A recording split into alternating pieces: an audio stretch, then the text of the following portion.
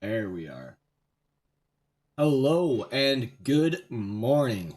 You are watching the Tavern League's latest run-through of Hoard of the Dragon Queen, an official module for Dungeons & Dragons ran in 5th edition.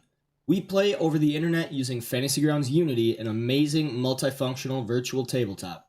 So go ahead and pour up a mug of your favorite drink, grabbing a seat at the bar before it's full. The sneaky paladin is filling up quickly with adventurers waiting to hear the latest tale. Remember, you can drink, but take care not to drink too much, for the paladin is always watching. This is the Tavern League.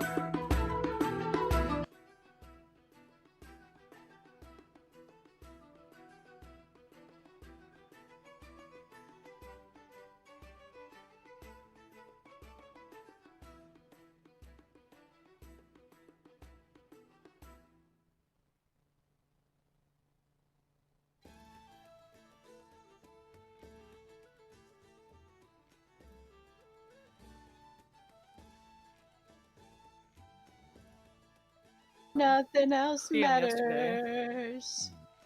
Oh dear. I'm just kidding. Sing that a little deeper. That needs to be.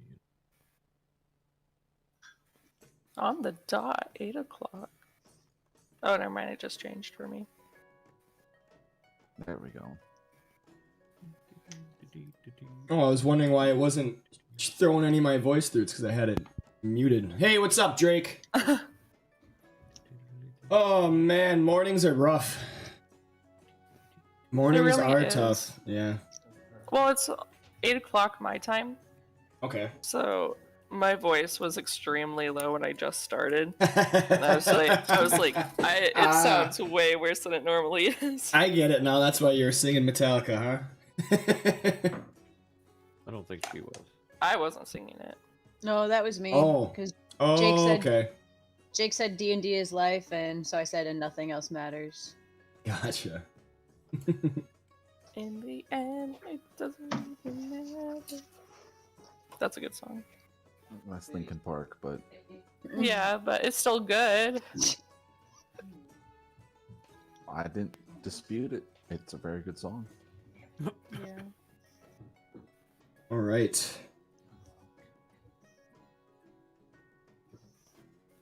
Huh. I want to write something in Sylvan and just see what it looks like for everyone else so when I look back on stream. Do you know how to do that? So you do the arrow and then switch it, right? Yeah. Whatever Whatever it Fantasy says above Grounds? chat, we'll do Yeah, that where it anyway. says common and the other one. Yep. Just click on that. Oh, that's cool. Right? Right?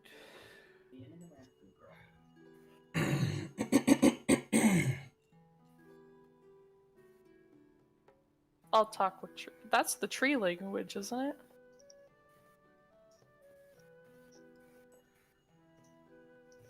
I forgot what it was used for.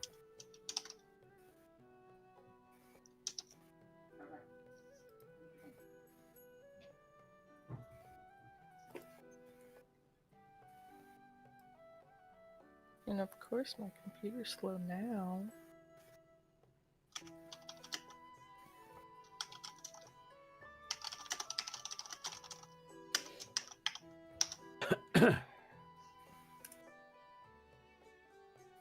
Right.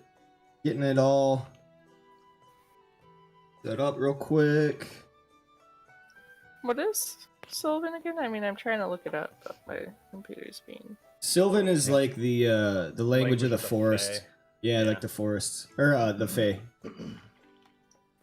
Oh. I mean, okay. it's just another language like Dwarvish or Elvish would be. It's just specifically, usually fays and weird forest creatures, but Yeah. aren't monsters. Oh my God. Beasts? The ones that kind of look like people, but they ain't people. Magical beasts. Okay.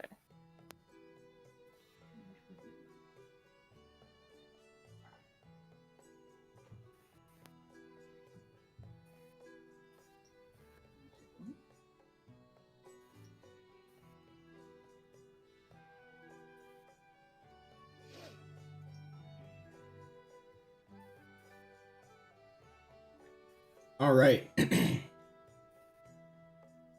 So we have our heroes banded together once again this morning to play some D&D. We start our weeks off the right way by playing D&D as early in the morning as possible. Some people are waking up at 8 a.m. just to play, so thank you guys for being so consistent. That's such a good thing to hear, or to see. See, I'm saying hear when I mean see. All right. But anyway, this morning we once again join our heroes on the caravan trail. They are... Crap, am I first? Yep. Okay, Sauerkraut, and I play Floody Bloomington, a half-elf bard warlock of the College of Lore. He's a happy-go-lucky, jack-of-all-trades type who is out for redemption and to gain fame and glory so that he may eventually return to his homeland. Very nice. Hi, I'm Otto. I play Hawkeye, and she is a wild hunt shifter of the Circle of the Stars as a druid. And as much as I love animals, seeing this animal from well, not even an animal, just something that kind of looked like an animal from last time kind of scared me, and I am offended that I got slashed. It is animal-ish. Yeah, animal-ish. It was rude. All right. Thank you very much, John. Yeah, I'm John. I'm playing Noct Gravelskin, the half-orc who was raised by dwarves and considers himself quite the dwarf himself as a beast barbarian. All right. Is it me now? Yep. Okay. is. Hello, everyone. I am Old Jarhead. My character is Ondar Stillhawk. Excuse me. The only human in the group, of course, Paladin of Torm, who is following the Oath of the Crown. He is a Paladin of Torm from Tether. Very That is all. nice. Yeah, the seeming to be the how would you say? Like the general feature of 5e, the one character in the party that doesn't have dark vision. Gotta have some kind of fault, right? Yep. All right. Even Next. a way for us not to be stealthier than we should be. Yeah. Exactly. Bumbling around in the dark. All right, and last but certainly not least, I am Nicole Denberg. I play Ureva Galanadel, a wood elf ranger of the Horizon Walker subclass. Her homeland is the Forest of Lether, a place that she rarely leaves, and she only left on a mission from her people to stop the evil doings of the cult that they are following. And she looks forward to completing her quest and returning home to her forest.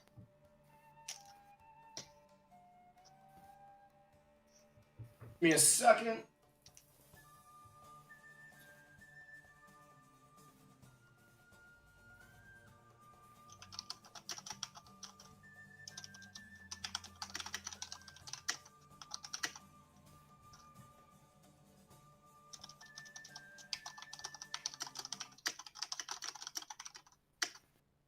All right. through.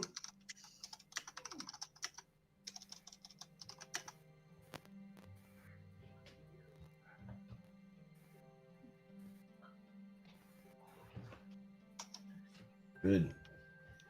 And so, there we have it, your 5 heroes joining on this adventure through the Hoard of the Dragon Queen. We do plan on doing the entirety of Tyranny of Dragons. Been going pretty solid so far, so fingers crossed. Definitely want to run through a full adventure with these guys. Been a lot of fun.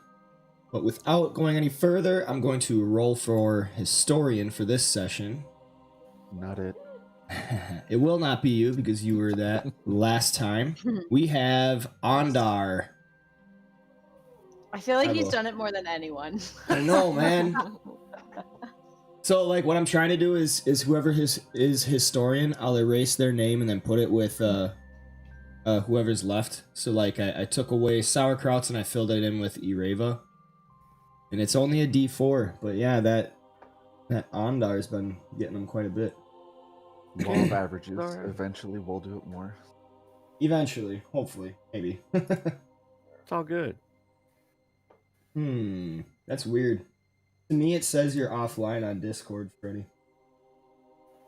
Yeah, that's because of my internet. Are you sure? Can you like check your settings because it's literally showing you offline since you've been in Greece? He doesn't want to be bothered. I mean, that's fair, but We hear him. That's all that matters. Yep. All right. And so, Ondar has taken Historian. Take some good notes. I look forward to reading them for your campaign journal entry. Notes, schmotes. All right. So last time on the Tyranny of Dragons run through of the Hoard of the Dragon Queen, they were leaving the outskirts of Baldur's Gate on the caravan trail headed north. And almost right away for Edelry, Ondar and Noct noticed the merchant up above in the caravan just ahead. He was being kind of cruel to his animal, beating it needlessly when it didn't need to be smacked. So Ondar actually went up and talked to the man and kind of made chummy, convincing him somewhat that Edelry had the hots for him. But the only reason why she did not say anything was because he was beating his horse. So of course the man's like, yeah, I guess, we don't need to be going anywhere right now. So he stopped. And then soon after, getting further along the trail as dusk was setting, everything stopped. And they weren't sure what was going on, but runners running up and down the caravan trail to inform people informs the group that there was a wagon turned upside down with some figures hiding underneath, and their horses were slain, and they were basically fending for their lives against a group of hobgoblins that had them pinned down, waiting for the cover of darkness to come in and finish the job. Thankfully for the wagon team, the noble that was pinned underneath and his guardsmen, Ondar and Noct charged forth right away, followed closely by Freddy, Hawkeye, and Ireva, and they made pretty quick work of the hobgoblins, dispatching them and saving every single one of that team. no thanks to you, Reva. Your presence was all they needed. And The threat of an arrow is just as good as an arrow sometimes. So Osborne, the noble, actually went up and said his thanks, gave thanks, and embracing, because he knew he was probably dead there, saved by the heroes, and he joined them to go back to the caravan. And excuse me, like I said, every time I gotta talk, I gotta burp when I'm on stream. But he came back to the caravan and basically gained permission to join Edelry on her wagon to the next hostel, where he could buy supplies and more horses and come back. His guards would stay there And so that was good for them. Edelry showed a little bit of annoyance. She seems to be really uptight, like wants to run a very tight ship. She's in charge and she wants you to know it. Do what she says, you're hired on. But nevertheless, everyone in the caravan kind of took notice to these heroes. So willing to put themselves in harm's way for the good of everybody else. And then we came to night, because as they came back, the rest of the caravan had been setting up for camp. Fall asleep. And everybody did fall asleep.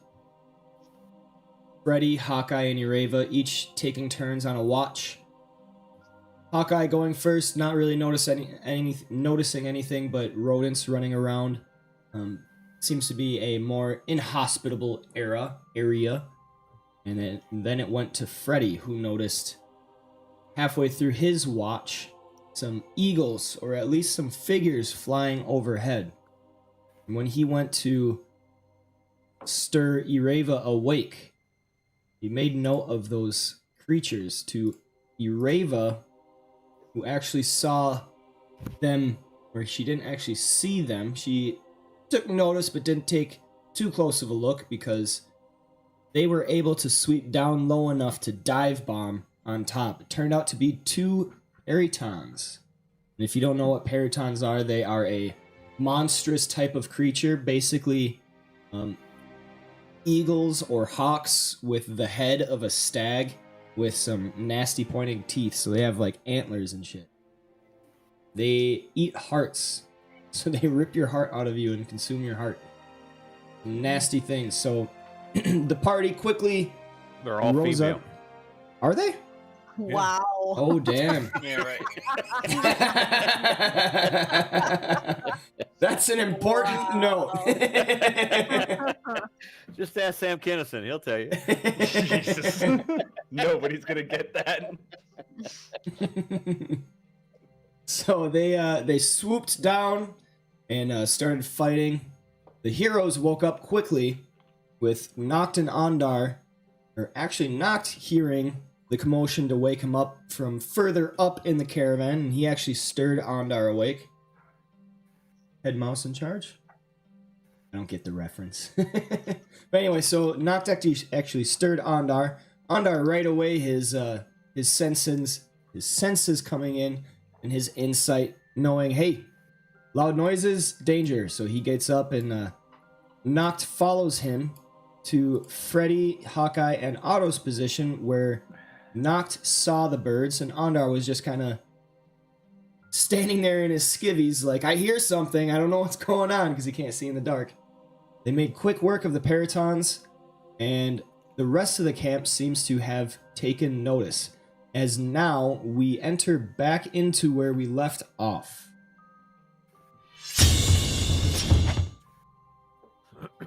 And you are all standing here just victorious, the bodies of the Perytons littering the ground, the 2 of them. Samerdag the Hoper is up to your northeast. Edelry and Bade Seshpol enter the scene, running. And then some figures from the south come up as well. A confident-looking woman and a curious halfling with a longer nose than what would seem normal, and they all make their way closer to you. Oh my! Oh, that was a close one. Ondar, you might want to put Tom away. We got guests.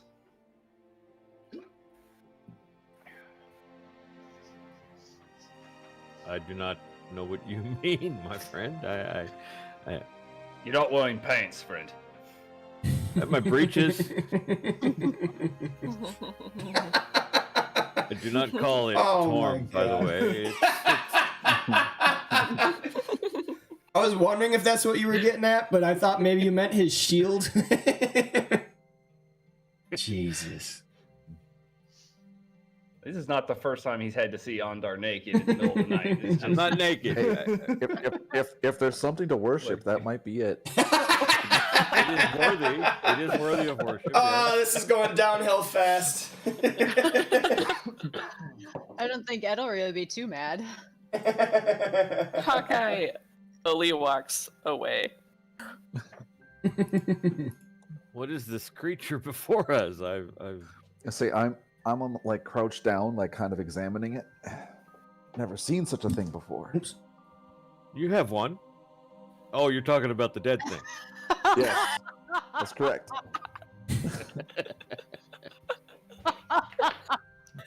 Oh I couldn't my help God. myself. I'm sorry. You have one too. All right. The confident woman actually does carry a torch with her. Thankfully, someone has brought light. So, Ondar, you see on the ground over here by Freddy, there is. Pull it up.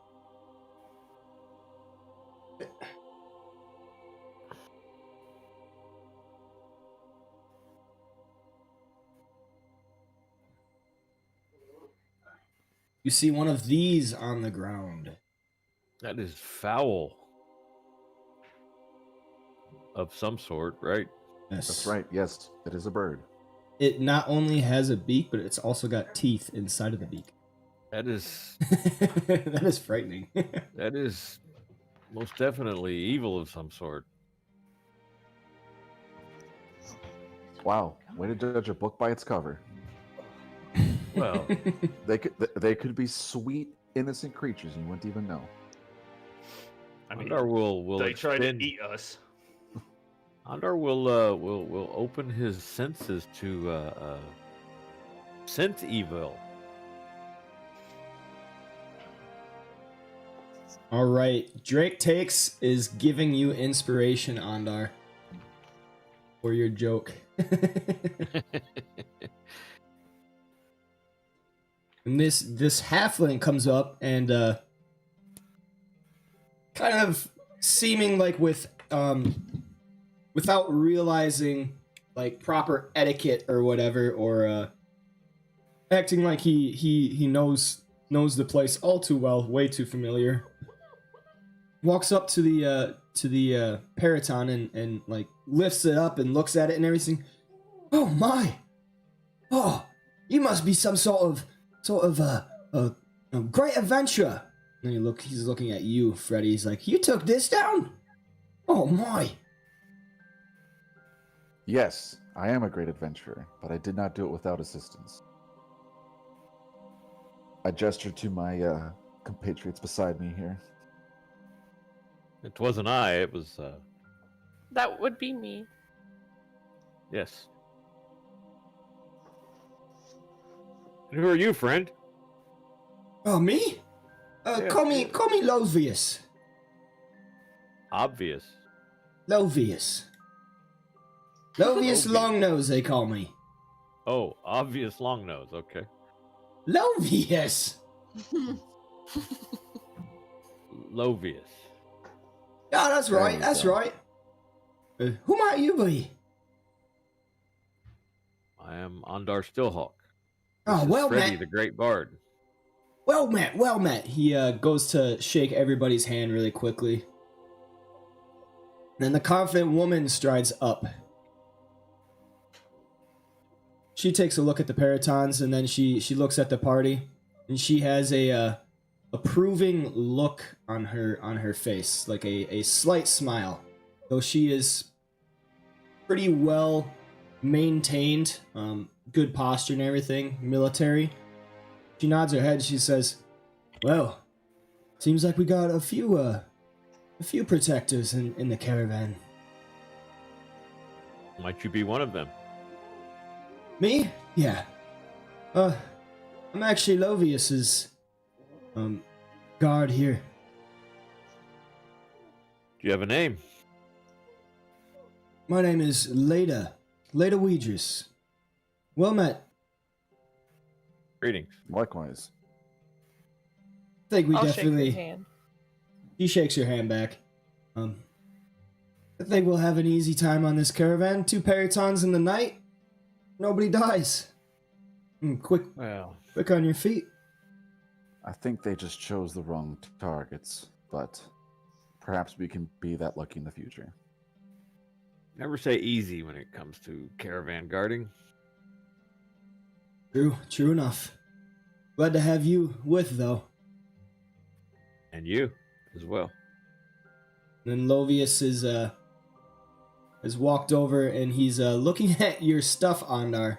He sees your shield and he's like, "Oh my, that's a big shield you got right there. What's that on the front?"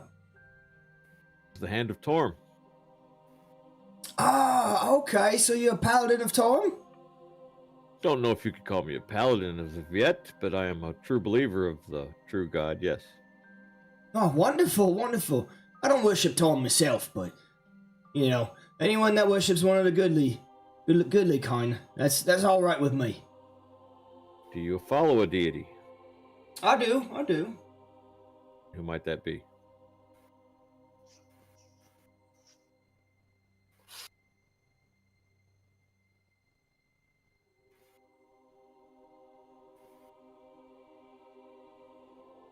Me, myself, I follow Avandra.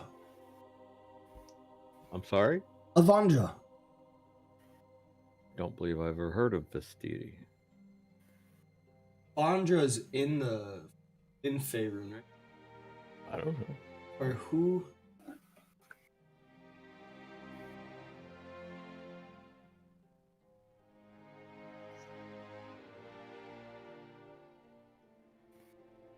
Don't think so. And She- Goddess of Freedom? Yeah, I just want to make sure she's actually in the current iteration. Pretty sure she is.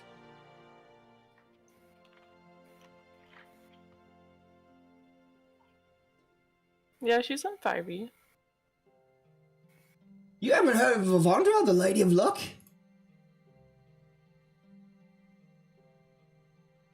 The Lady of Luck.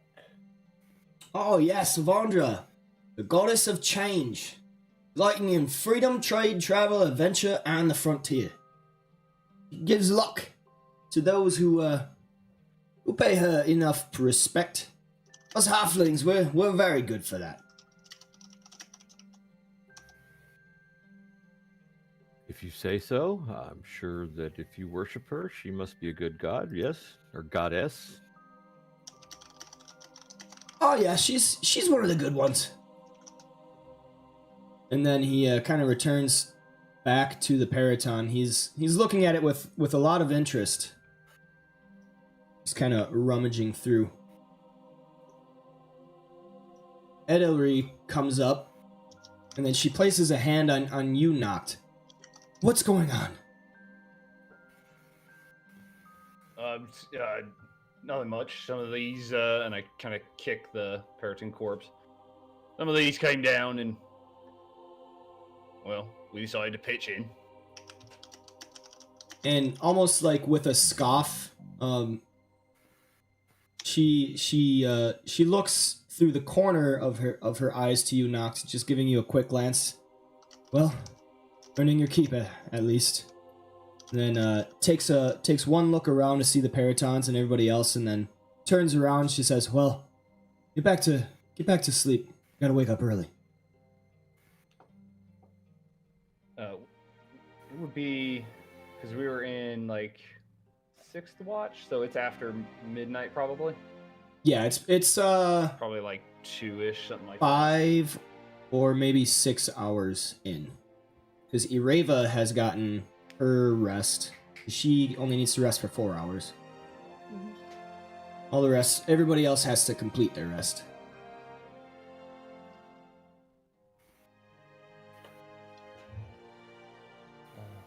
Yeah, I don't see any reason to continue being up at this point. So yeah, he would head back, I think. Right. As you are heading back, Semerdag is also around, and he's just kind of rejoicing in the fact that he hired the group that is defending so well.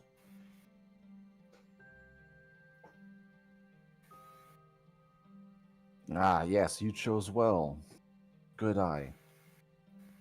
Oh, thanks, Freddy. Guy.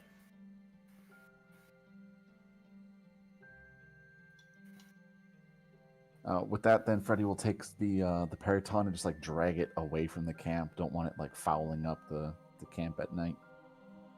All right. Comes back, grabs the other one, drags it Wait, off. before you take the other one, I want a talon. You want a what? Talon. Talon. Oh, yeah, go ahead. All right, make me a nature check.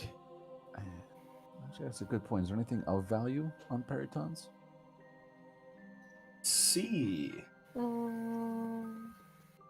Oops.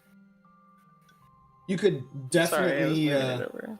you could definitely take a few things as like a trophy to display like your capability. As for anything like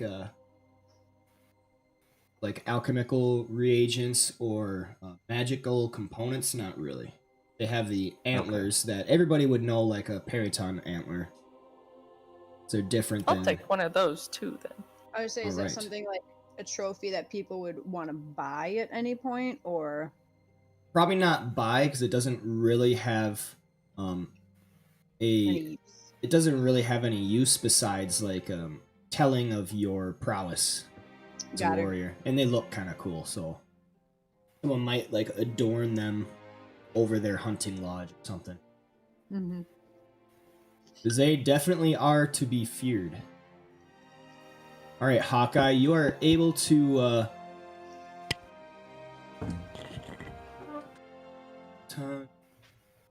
talent. You are able to take a knife and kind of work it around the foot of the Peryton, and you are able to extract a talon. If you want the Can I antler, go ahead, make me another Oh. nature check. Okay, that was my question.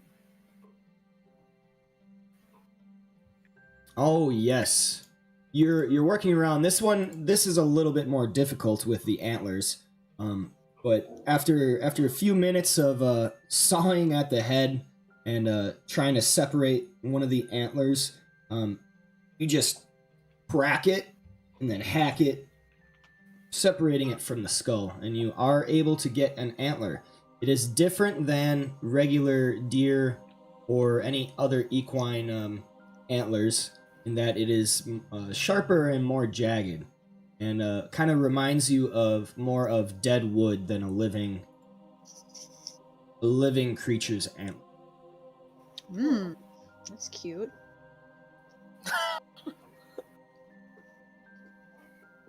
Got those on your character sheet.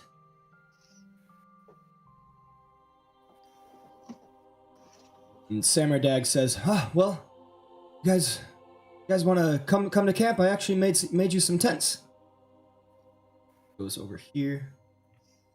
Then Lovius is watching you guys disperse. Noct and Ondar, please make me a perception check.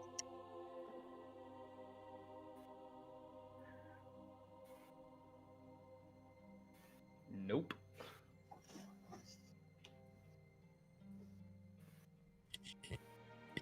Ondar, you see him watching you in particular. I just kind likes of grin and He likes wave. your form. He when he notices that you noticed him, he suddenly gets this big smile on his face and then waves to you as well.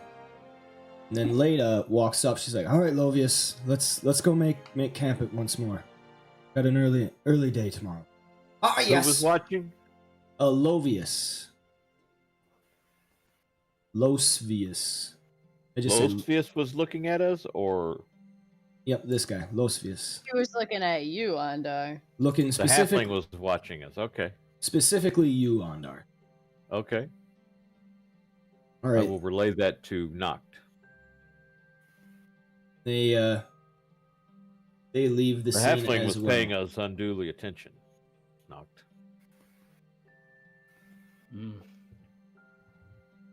Not really sure what to do with that. Well, let's keep an eye on him along with those wagons we're watching. Could be treachery. What was the dwarf? Excuse me. Sorry. What was the halfling wearing? Was he like in his night clothes, He quote unquote? he was just wearing his regular travel clothes, so he seems to have been sleeping in his travel clothes. They're not like super expensive or anything. They're just regular common traveler's clothes.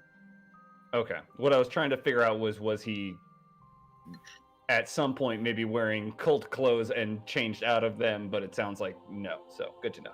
Okay.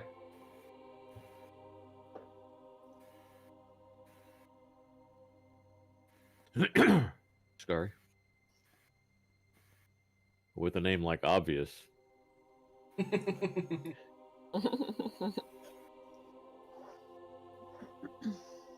I walk off with Summer Dong or Summer Dag. Summer dong. Summer dong. Towards the tents he had erected for us. Right.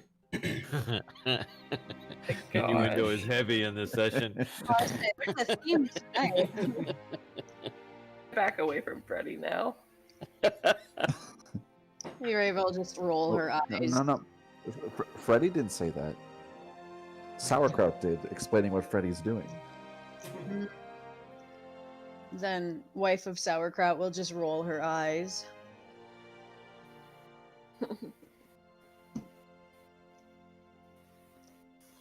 Wife of sauerkraut.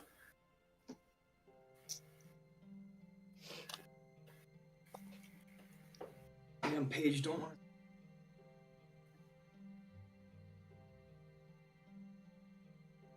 As they Okay. walk back to the tents, Ureva will, remind Hawkeye and Friday and just encourage them to get their rest right away, and I'll continue watch. So Sounds like a everybody plan. is Sounds able good to everybody's able to go back to their sleeping place wherever they decided to make their beds and go back to sleep, resting for the night, with Ureva continuing her watch. So we will go to the morning. Everyone benefits from a long rest. Hell yeah. And levels up. 5 times. I'm about to fucking scrub those dragons out of existence. That was cool. Yes, now it is the morning with dawn breaking through. And you all wake up to sounds of everyone else in the camp just getting up. Some earlier than others, breaking camp, putting stuff back together, getting ready back for the wagon.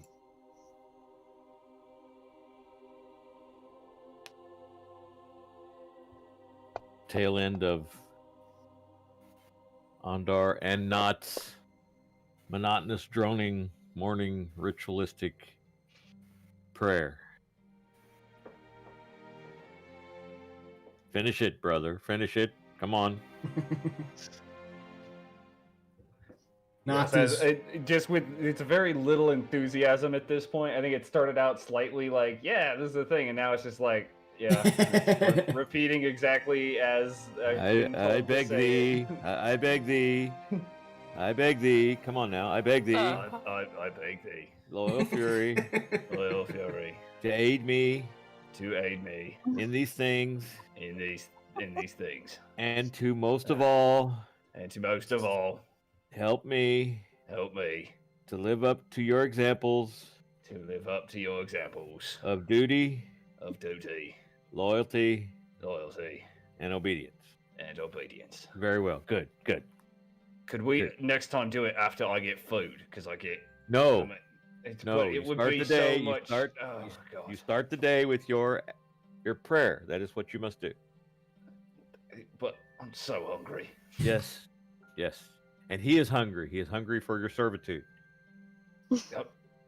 I'm much bigger than you. I need more food than you do. He You is don't bigger understand than what it's both like. of us. He is bigger than both of us. It goes on like this for some time. Now we break bread. and I hand him a small piece of bread. Yeah, eat the small piece of bread while actually putting together real food for us.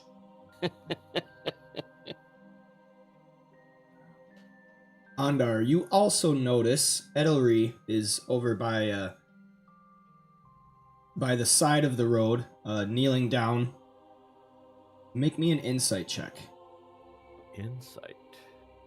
Alrighty. I'm supposed to be good at this. Used to hoping. So you you notice that her position is reminiscent of prayer. So you are gathering the sense that she is in her own prayers. Good for her. I will leave her be and let her worship her deity. What if it's to the Raven Queen? That's something altogether different.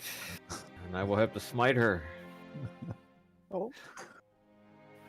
It's gonna have to Smite me, pop almighty off, smiter. unfortunately. Say again? I said, smite me, almighty smiter.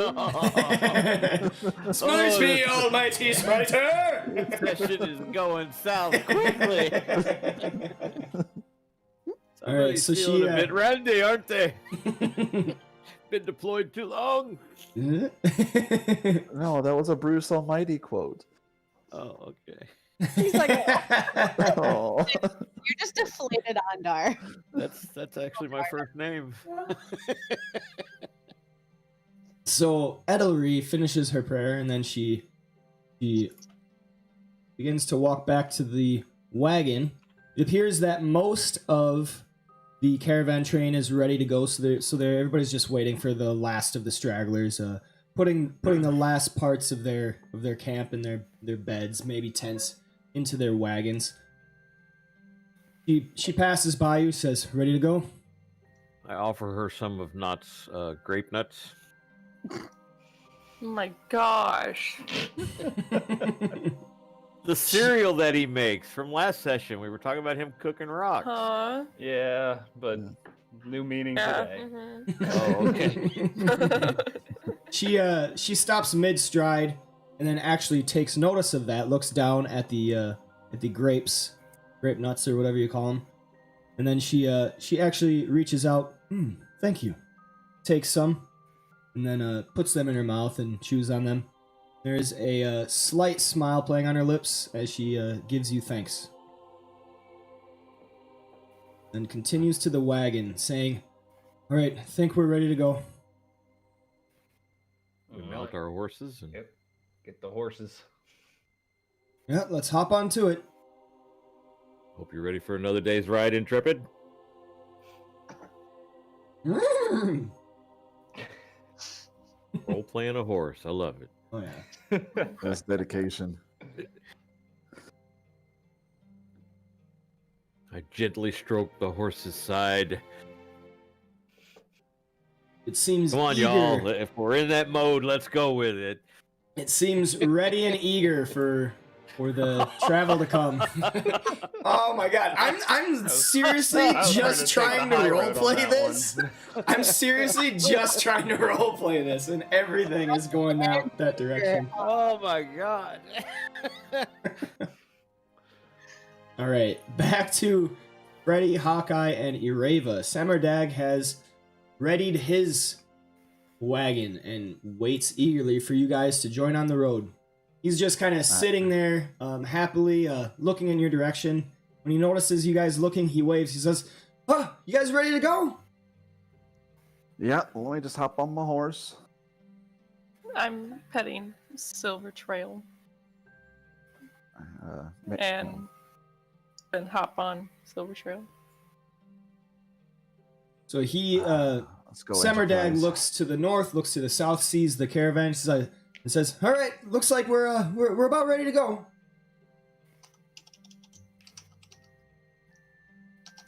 And you all begin your travels through the fields of the dead once more. Which we will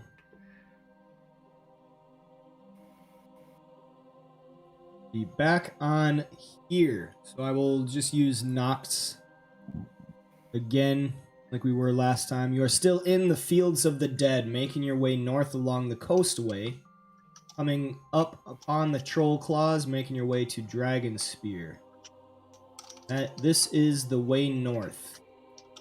Quite a ways to get to Waterdeep, as you can see. Several months.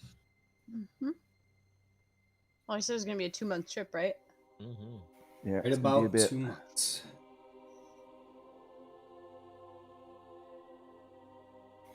Right. I wonder if this map is to scale. I could just do like every square is 15 miles or whatever. Be worried about. All right, not. You guys travel along the way. Get quite a distance in around about 8 hours. Nothing particular of note happens, and you make camp. You break camp in the morning, just like normal. Waking upon the next day. Much similar has happened.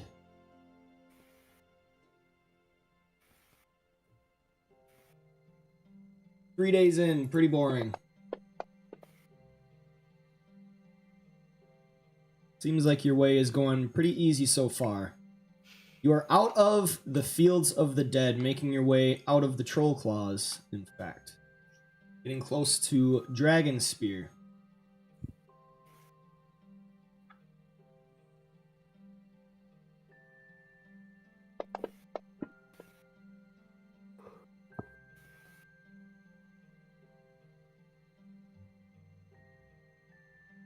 You are actually on the outskirts of Dragon Spear. You can probably see a little bit more traffic heading north to this town. Just pass through it, actually. Making your way through the through this village, this town.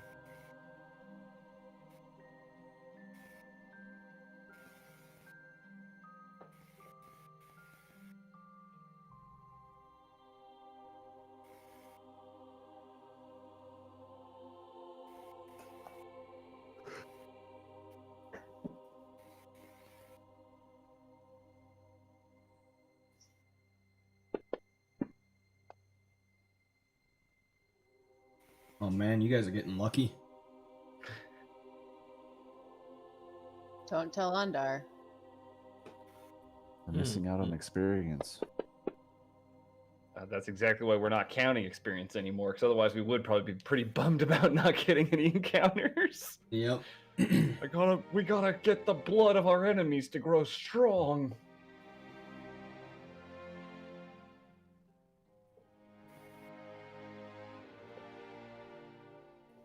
I wonder how many Ice, converts baby. I've got by now. It's more like that they give our fucking area like a wide berth not to get dragged Oh, into look out! Here fires comes that guy constantly. again. Oh, There's God, Jimmy don't look Swaggart at him. again. Don't look Oh, at him. shit. Don't look at him.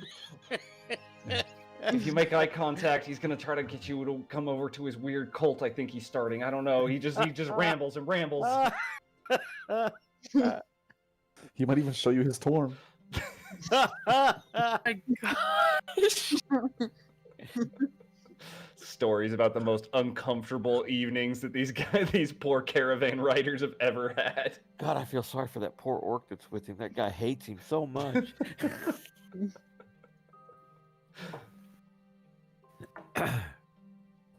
Right, Ondar. As you are joining on the road outside of Dragon Spear, Lovius actually comes up, sidles right by you. Morning, Ondar. Greetings, Master Longnose. How's the caravan treating you? Well, quite satisfactorily, actually. We've been blessed with fair winds and easy travels. Ah, yes. Been pretty easy so far. Not for that beginning, huh? You been in caravans before?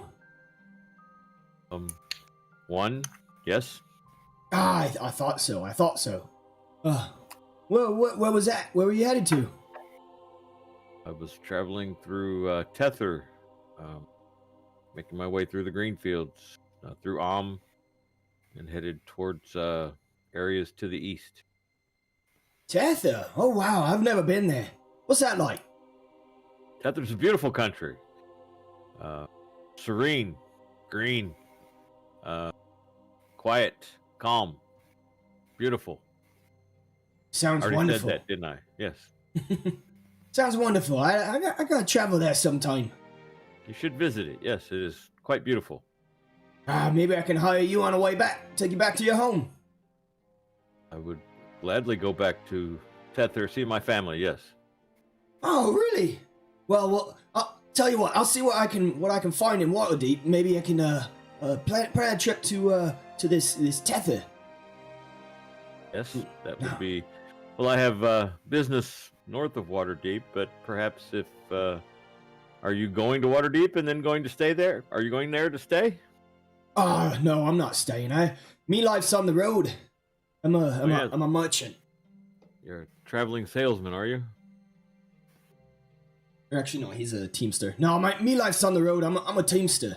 Yeah, I take care of the horses and I do this and that, and he gives you a really generic, kind of over-explanatory about all the little minor details about being a teamster. Yeah, and the horses they like this. A lot of people feed them this kind of pellet, but I mix it in with this hay and everything. But Right. yeah, I'll be on my way to Waterdeep, and then I'll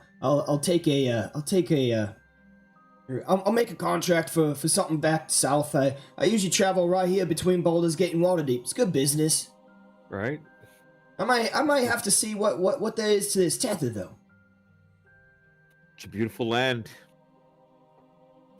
You should. The halflings are quite welcome there. They're quite populous in Tether. Oh really? Yes.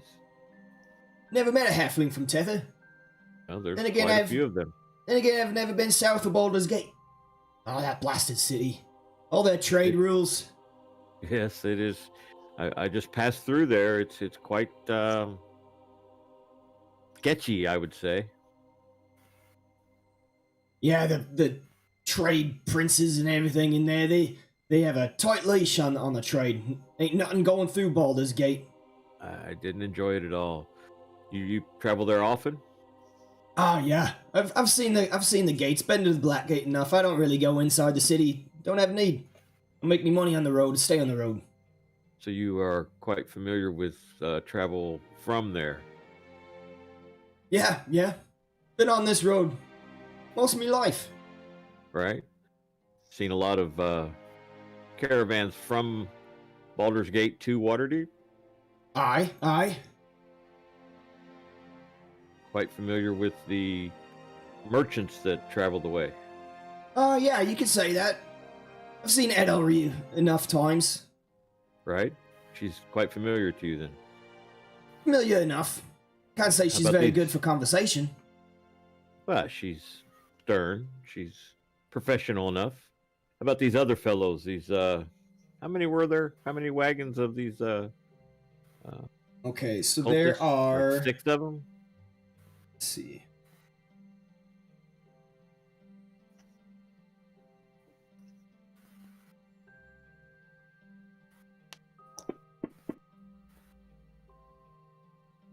Yes, there are 6 cultist wagons from your recollection, and there are also... Let's...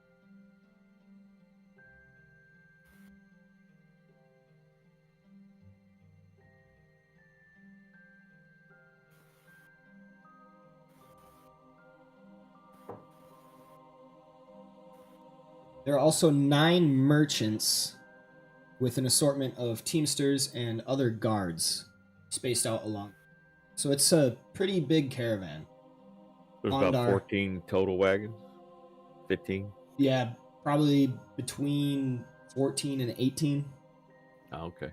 So I'll just Much- point out one of the Much random. bigger than the caravan that you were a part of. Okay, so I'll point out one of the random cultist wagons. You know of that merchant there? You know of him? All right, so Lovius turns around in his little saddle. He's riding a mule donkey. He turns around to see that, and he gets a screwed up look on his face. No, can't say I've seen anyone in those wagons. Yeah, there's quite a few new ones on here this trek. I've noticed when we stop that those guards tend to stay to themselves. They don't socialize with anyone like the other guards. He kind of shrugs his shoulders. You'll get some of them. It's annoying to me, but lots of Kinda people like hard to- sticking to themselves. Right, but the guards tend to, we have to stick together and provide, security for everyone, and they don't. I just wondered why.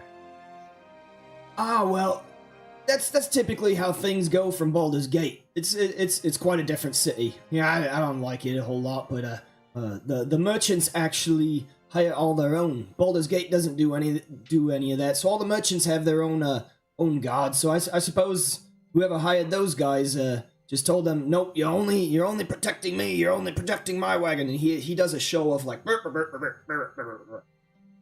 Right. And then he goes on to in Waterdeep is different.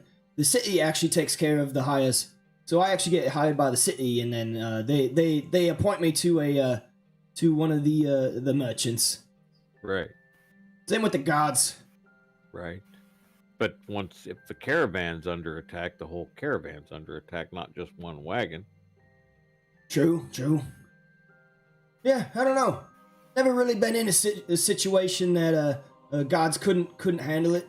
You'll have a few deaths, of course. The road is dangerous, but overall, usually enough are hired that they can take care of what's needed. Well, we've been lucky. We haven't been attacked, so I guess hopefully we'll remain lucky. Still a ways to go to Waterdeep. Yeah. There's nothing short of an orc horde attack. Hopefully we don't run into that, and don't say that too loud. My friend here has orc blood, Yeah, he right away after he said it, he thought it was gonna be funnier than it sounded, but then all of a sudden he gets a little quieter and then realizes, hey, maybe that's a little bit too taboo. And he just he tags along with you, Ondar. It's kind of hard to shake him. He's right. Constantly wanting to talk and ask you just a multitude of questions. Ondar starts proselytizing. Preaching Torm's word. It doesn't matter. It does not matter what you talk about. He is eating it up. All right, talking about the code. He's a talker. All right, so we go back to the main map to join once again with Noct as the party token.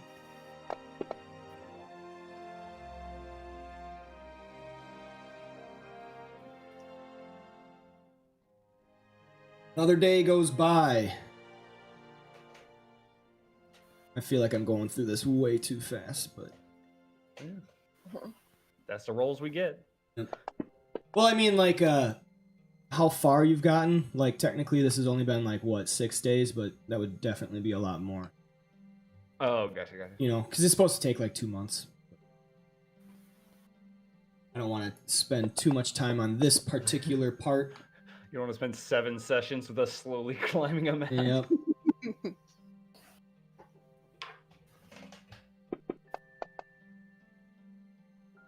Oh my god.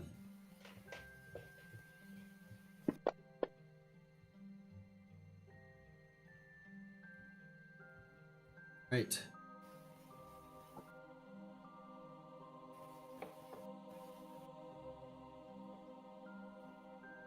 We can actually be here. Lovius will be.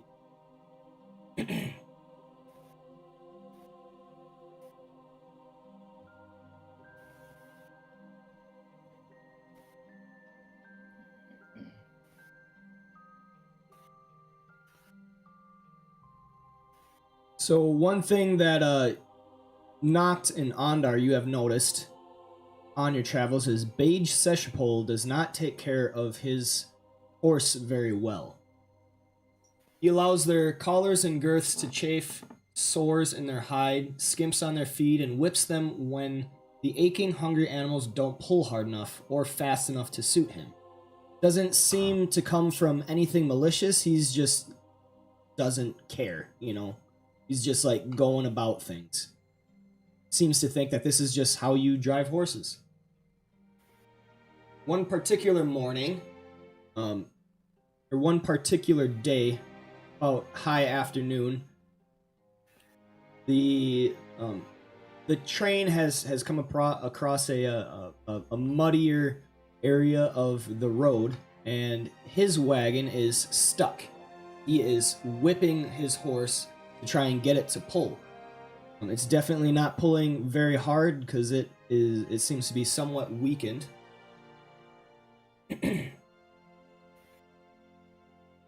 So you see him up north of you on the ground, whipping the horse, trying to get it to pull the wagon forward. Come on, you mangy git! Edelri, may I go forward and assist him? Edelri does not say anything, but she has daggers in her eyes, and she just nods. Do what you have to do. I'll ride forward. Master Bayed, as I dismount. Master Bade. Jesus. No, I was not going there. Yeah. I couldn't ignore it Can't after blame him this. for that one. After how we started. you My weren't? goodness. Sure. He Ondar, I'm innocent. Oh my god. Bade turns to you. Ah, Onda. How's it going? Stop beating your animal. It won't fucking go. Or, Stuck in not the damn- beating. It's stuck. Beating it's not going to make it go anymore. You've beaten it to it's almost dead. Stop, or I will beat you.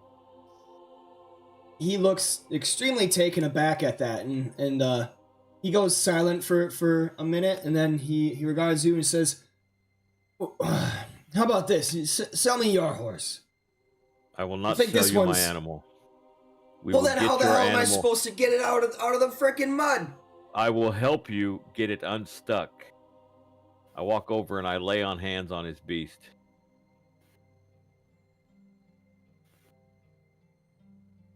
I heal it of any injuries that has been done to it, Okay.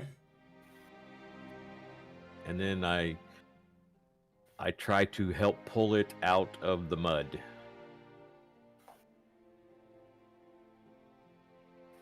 All right. So you actually lay your hands on the creature, and some healing energy seems to rejuvenate it. Some of its sores are healed over, and it seems a lot more preppy. Then Bade's just kind of looking from afar, watching you do this. Okay, so now what? How do we get this out of the mud? The horse won't pull. It will pull. That's what horses were made to do. You just have to coax it. Please make me an animal handling check with advantage for healing the.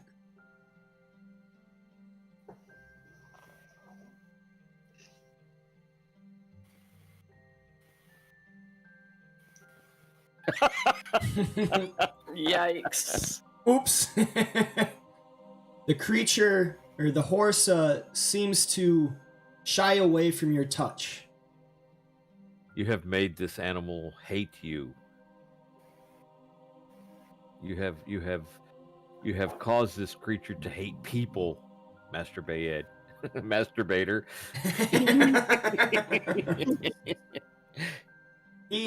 I'm angry. Okay, Ondar Yeah. is extremely angry with this man right now. And, He puts his hands out to the side, kind of like, what do you mean? He's like, what are you talking about?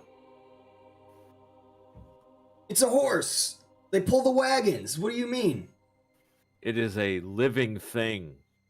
It has a mind. It has a heart. It has a brain. It may be simple, but it still has thoughts.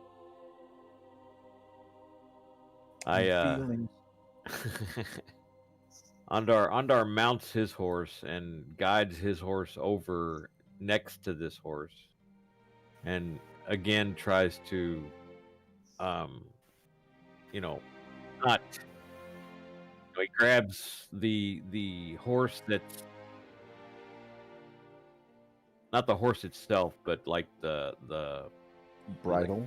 bridle and such. Yes, and tries to encourage the creature with his horse to pull the wagon out of the mud.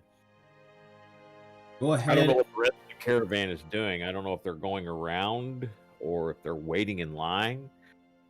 They're all waiting in line. So like Right. every wagon basically has to go through this mud track, but Bade is the only one that seems to have had a lot of trouble with it. All the other horses are healthy enough except for him. Right. So, whatever, I mean, Andar is attempting whatever he can to cajole this sorrowful animal to, get out of this mess. What's this guy carrying? What's his? He's the one with the alcohol. Yeah, that's right. He's got the wagon full of beer or something, right? Yeah, give me 1 second.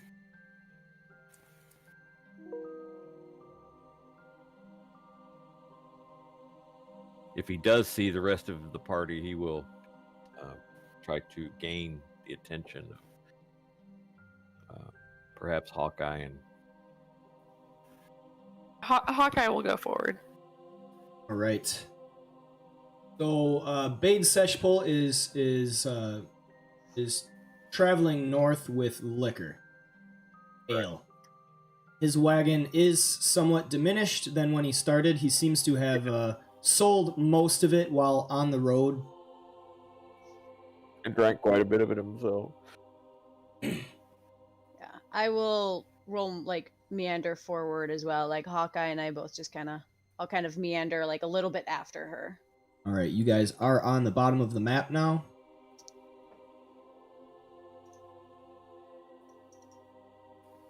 Do we hear Bade yelling at his horse still, or did he calm down? He's standing off watching Andar with his arms crossed. Hey, what's up, Ethan? Good to I'll see you, go man. forward. Right. Hawkeye, Hello. greetings. Perhaps you can speak to this man's beast and gain its confidence and ask it to try harder to pull this wagon out of this mess. If not, we will have to unhitch it, and I will hook my horse to the wagon, and we will get it free. But he has, and I look at the man. I look at Bayad when I say this. I will. He has mistreated this creature, and it is very mistrusting of people at this moment. He puts his hands.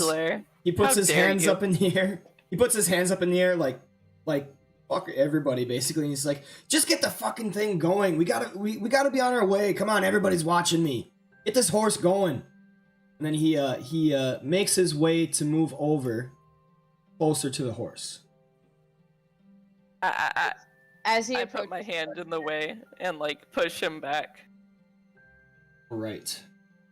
Like you're not going near this horse As he approaches right now. first, Ireva can't help but she doesn't grab an arrow, but she has her bow in hand. And she looks at the man with just hate. Master Bader, I do not touch wish to do you harm, speaking but with my party animals. will hurt you if you continue to do suffrage to this animal. You see the knight and the mage hired along with his caravan, watching you closely, looking to Bade for any sign that he wishes for them to intervene. Oh, I didn't know these guys were here. I probably should have had Use those my on fate before. touch. Yeah, that would've- that would have So, been some. After Because I would my have gone to two the people knight walk out. first and told the knight to warn his. But that's cool. Yeah, I gotcha. All right, so super cool. Super cool. you put your hands on Bade, telling him to stop, and he just stops and looks at you, and he's got a whole bunch of frustration in his face. And he looks around to his charges. Then he looks to Ondar, Hawkeye, and Ireva, even back to Noct. And he seems to have made a point in his mind. Go ahead and make me an intimidation check, everybody.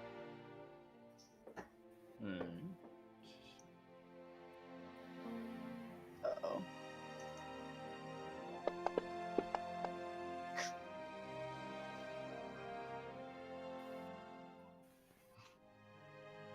Wow. Me too. The two angry. Damn. I'm just kidding. Damn. He stands somewhat... It's so angry you're cute. Oh. I'm just trying to help this horse, okay? He stands somewhat defiant. He has stopped in his tracks, but then he kind of gets himself a little more upright, and he speaks to Ondar in this. Ondar seems to have taken much of his focus. This is my horse, and I will not stand for this. I paid for this animal. I will see to it as I see fit. Yes, it is your beast. And if you kill it, it is your choice. And then I look over his shoulder at the knight. Is the knight walking or riding? The knight is walking. And then you and your companions will be left along the side of the road while the caravan continues with no assistance from anyone. Stranded in the middle of Sword Coast, where banditry and monsters by yourselves.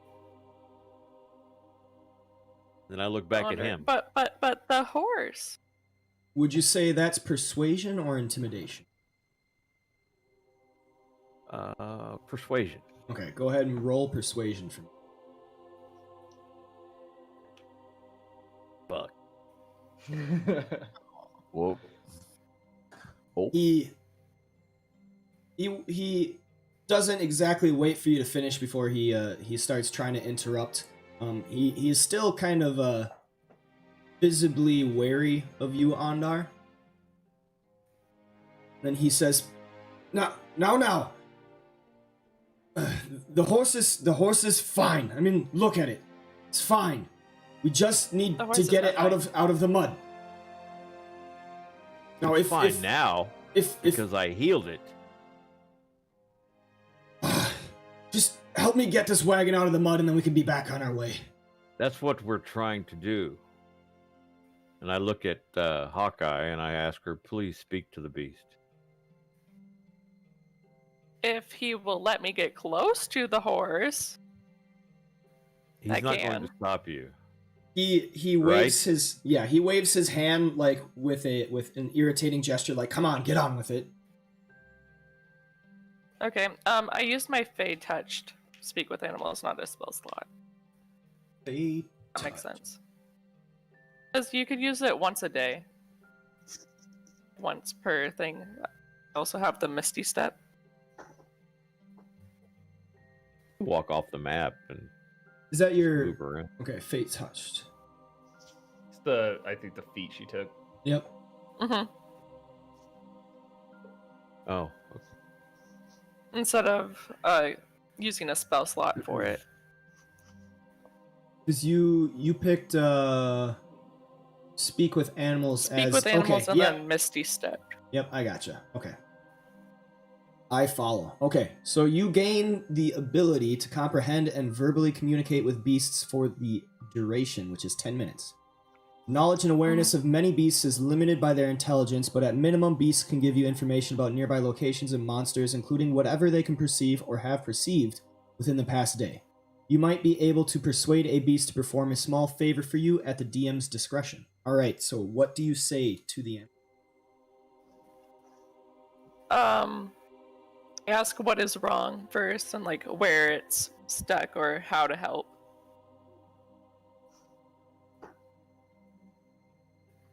The horse speaks in a very tired tone back to you. It just makes nickering sounds and which to everybody around just sounds like regular horse noises, but you actually understand it. This man has whipped me so much. I don't know that I can go on. I thank the yellow-haired for healing me, but I'm so tired. I'll relay this information back, like as a translator, if that makes sense. She just Ooh. What? What? Boo. That's weird. I'll relay the information back, and if I was a translator, if that makes sense. Yep. No, I think Freddie was trying to talk, so I didn't catch that. I heard you. Oh, okay. Try it again, Jake. I'll say, like, yeah, just out of nowhere, she starts whinnying to a horse. Oh yeah. Right. You just hear Hawkeye go. Yeah. Wilbur, what's going on, Wilbur? Right.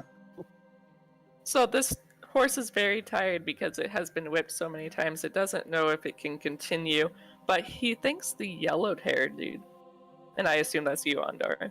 Yes, well, no need to thank, but as I told you before, masturbator, beating the horse must stop.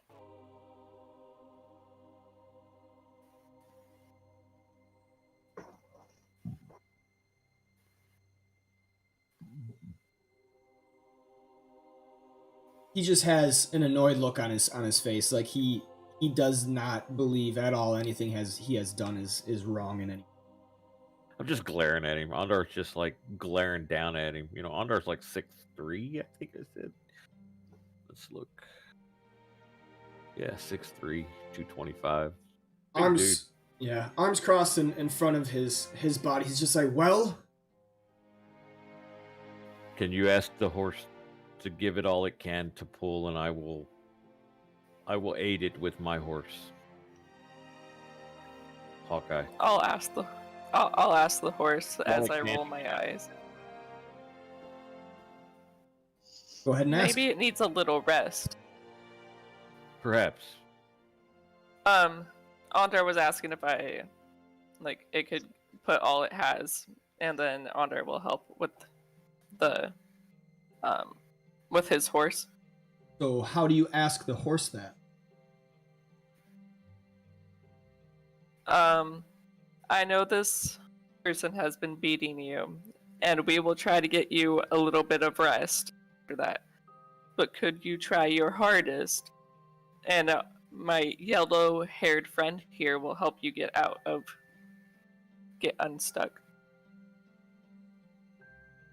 He gives a long sigh, like, I suppose I can try. And then I will try my best to take the whip away, like talking to the horse, and then I'll relay the information back to Bade, I think it is. Yes, please. And say hey, please don't use the whip. Yes, please. Take away the bite. It's too much. And then Bade, he's actually holding the whip in his one hand as his arms are crossed, and then he just rolls his eyes, just fine, and then he tosses the whip into the back of his wagon.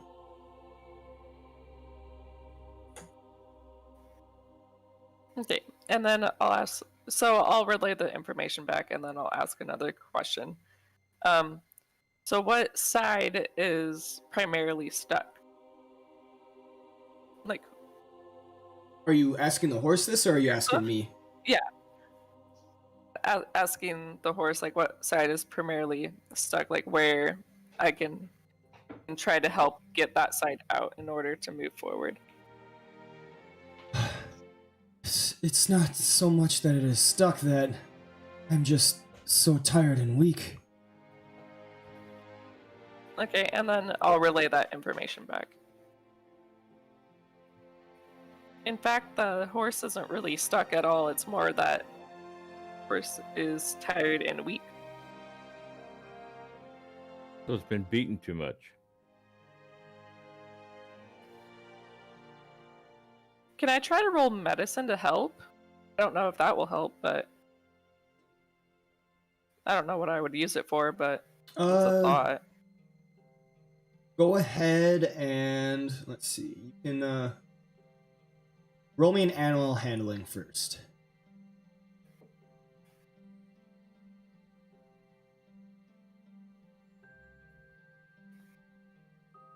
Attempting to move closer to the horse, it is still very hand shy and does not let you get close to it. So if you wanted to use medicine, you probably could, but you can't get close to the animal to be able to do it. I'll ask if I could touch it this time. Like, hey, I'm going to try to help you. Is it okay if I'll be able to touch you? Don't hurt me, it says. I won't hurt you. Roll persuasion. This time I'll cast guidance. Oh. Can I cast guidance for that? Yes, because you are intentionally trying to do something. Go ahead. Okay. And then D4 on myself. Yep. Now when you roll guidance, you'll be able. Or when you roll persuasion. Persuasion? Yep, persuasion.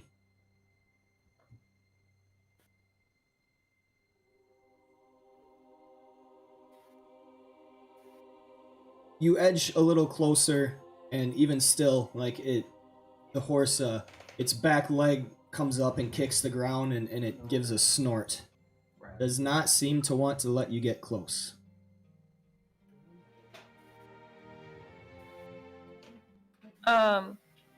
So I'll talk to the horse. I was like, I have some healing word, and I can heal you some more. I mean, you'll still be a little bit tired, but... Food? I do apples? have food. I have food.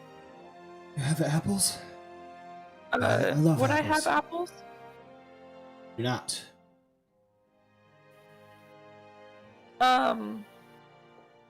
Is there apples nearby? Like, they'd have apples? You could try to forage. Okay. Yeah, I'll try to do that. And since I'm the Wanderer Outlander, do I automatically, like, can find food? With what my does background? the Outlander say?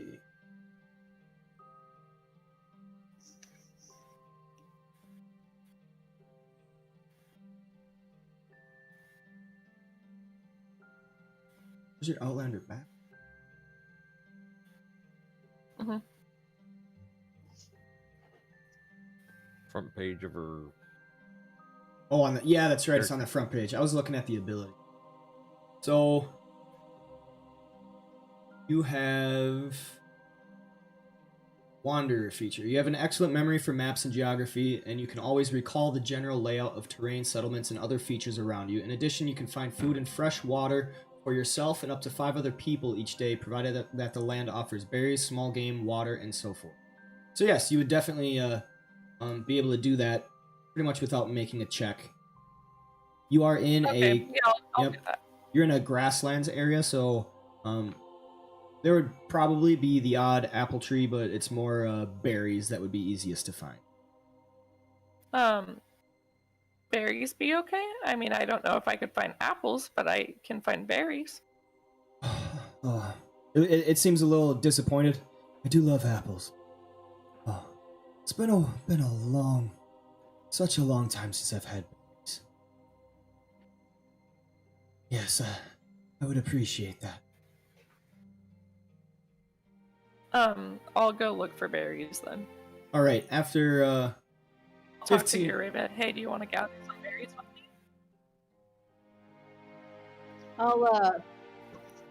I'll join her for gathering, whatever we can for the horse. All right. So after probably 10 or 15 minutes, going out into the brush, looking for berries and such, you're able to find a good handful of edible berries.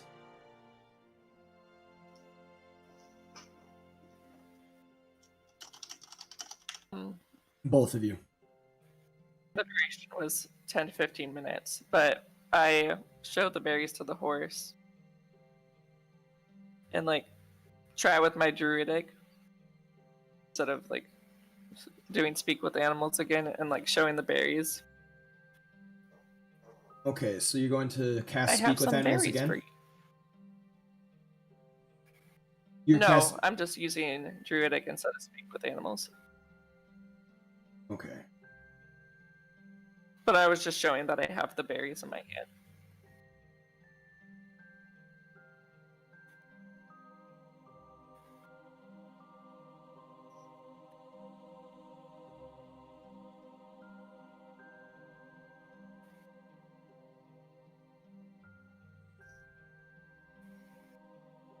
So the thing about druidic is I'm pretty sure it's just a language for druids, but it can't actually be understood or spoken to with animals. Oh, then yeah, I'll just do it. Do what? Speak with animals again. Okay, so you cast speak with animals again, using up a spell slot. Yeah, it's level 1, right? Yep. Or is it level 2? Yeah, level It's 1. level Okay. All right, so Yeah. you come back and the horse is looking at your hands. It seems seems a lot more accepting of you getting closer with the delicious food in your hand. I got berries. Can I have some? Of course. And then I'll walk closer and then I would like Eva to like walk closer with the berries. It lets you get close, but it definitely is a standoffish. Watching your movements, it seems very, very tense. But after a moment of you being close, it leans its head down and sniffs at your hands. I will like seeing that the horse is, how hesitant, and like knowing that Hawkeye has the like communication going, I will stand nearby, but I don't actually approach. So a Hawkeye can come get more berries from me, but not to startle the animal more. All right. I'll also cast animal friendship. That's okay. Okay. Awesome. So now the you cast animal friendship, and all semblance of standoffishness and fear washes away from the horse, and it nickers and it stands up a little taller, now understanding that you mean it absolutely no harm. And then I walk up closer and give it some of the berries. All right, so it sniffs your hand, and then as you cast animal friendship and the fear washes away, berries. Then it starts eating from your hands hungrily. Within a few short swallows, all of the berries are gone. And then I'll walk over to Eva and grab the berries from her hand. All right, more berries. Eats them up hungrily.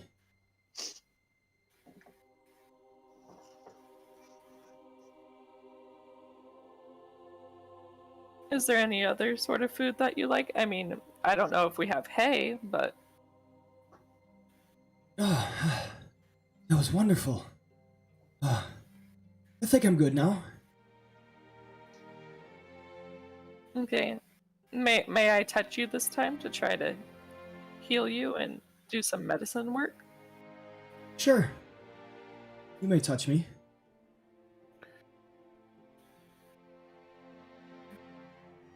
You want So to? I'll go over and try to see. Yeah, go ahead and roll medicine.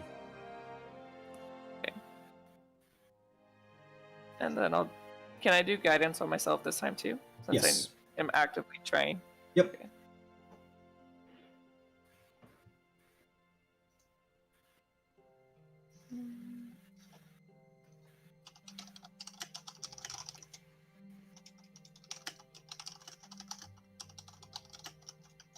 All right, so you are. This creature is calm now. The horse is letting you get near to it and not worried at all. And you are petting it and stroking its body.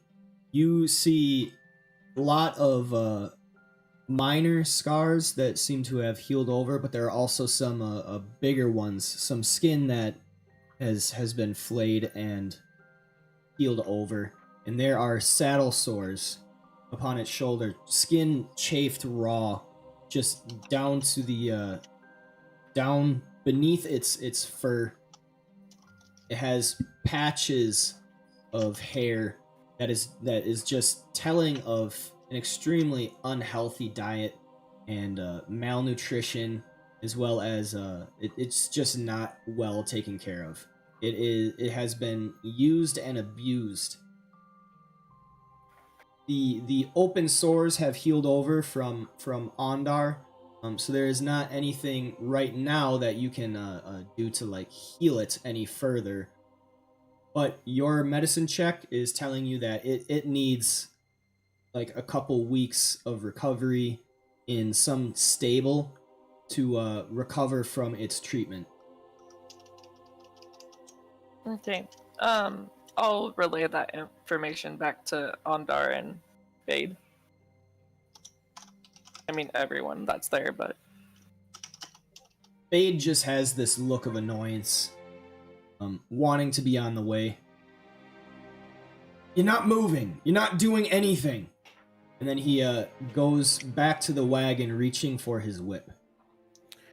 No. You said you would get it moving. You haven't done nothing. You've made a few nickering noises. I'm still stuck in the mud. The rest of the caravan behind me is waiting. We gotta get going. The horse is not stuck. It is tired.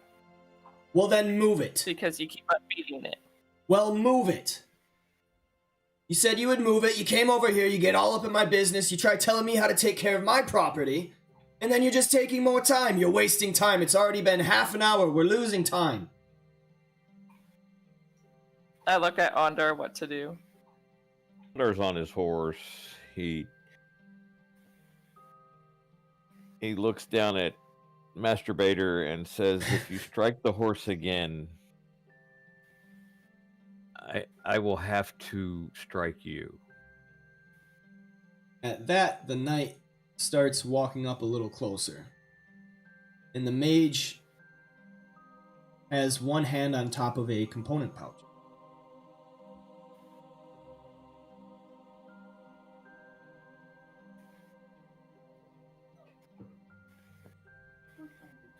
I mean, I can try to get...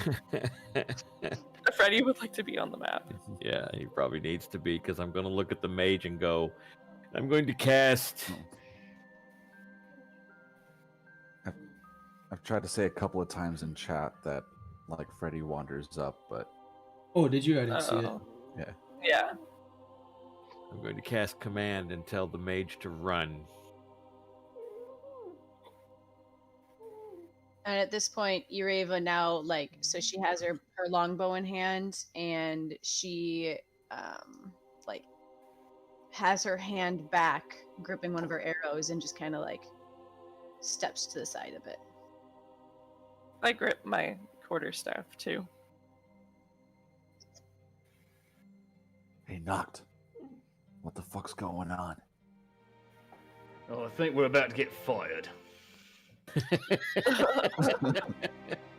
I specifically didn't go up there because I was trying not to escalate this to violence, but looks like it's happening that way. Yeah. It doesn't have to. I think if we approach it, it's going to. maybe just wait here. If things pop off, then we do something. How about this, Bane? If you give me the whip, the horse will go.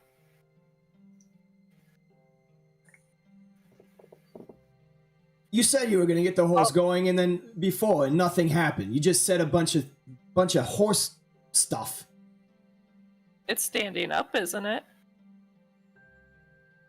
It was standing up before. You didn't do anything. We haven't moved. Hand me the whip and we'll get the horse going. Make me an intimidate check.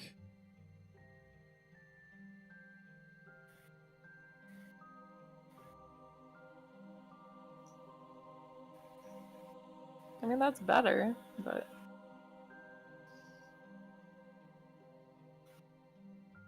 He looks at you, and there's a moment of hesitation, but he then just turns over and says, I'm done with this.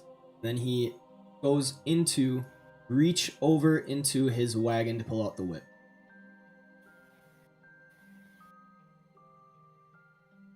And then I look over at Under. I was like, hey, this horse is very, very tired. It's not really gonna move. This will make it worse. Damn it. Held duel. No, I hit the wrong thing. I'm trying to Oh, fix something. okay. I was gonna say, them's fighting words.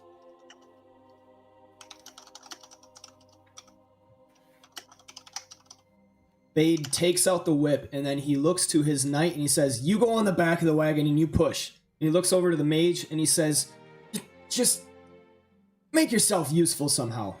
And then he goes up to the horse and pushes on its body. He doesn't whip it, but he like pushes it on its body. Come on, we gotta get going. Let's go. Again. The knight, before going back, takes a long look at you, Ondar, and his eyes are a little narrowed, but he follows his instructions. He follows his instructions, goes back, and begins to push on the wagon. The horse does not move forward. I use my horse to try and pull the wagon, by, basically, grabbing the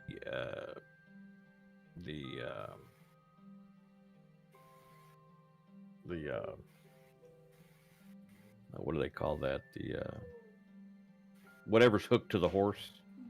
Yeah. So do you shake my head. Do you get off your horse and like basically hook it up? I'm sitting on my horse. I just Okay. reach down and grab whatever the livery that's hooked to Okay, gotcha. the poor beast that this guy's been beating on. I just grab it. I grab the horse's stirrups, or not stirrups, but the Like the harness the thing. harness and everything that this horse is hooked to, and just turn my horse and just grab the harness that this horse is hooked to and just start pulling the wagon as much as I can with my horse. All right. Ondar, It's more my strength than the horse. Yeah, I gotcha. But I gotcha. So this is a really awkward position for you. Yeah. The hookups the wagon hookups that are for the horse are down kind of low, so you have to actually like sitting on your horse, you have to kind of bend down to try and grab something, and you have a really precarious position. It's either that the wagon will go or you will fall off at this point, pretty much. Probably. I'll help Ondar since I'm on the ground. All right, so Hawkeye, you grab onto the wagon as well. I need Ondar and Hawkeye to make me a strength check.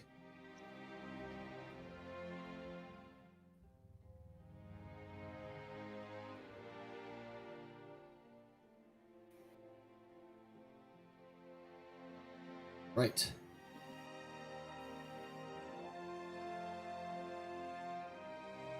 Very nice. All right, so a concentrated group effort is pushed upon the wagon from the back and the front, with Bade kind of coaxing his horse on.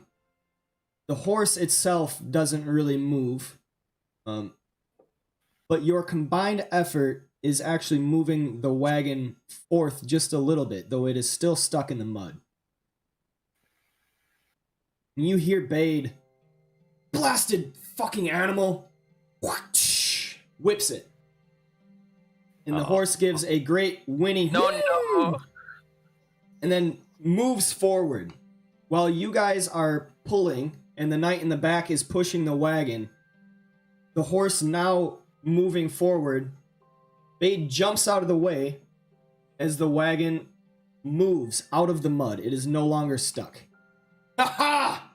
There we go, finally! Oh, we can go forward.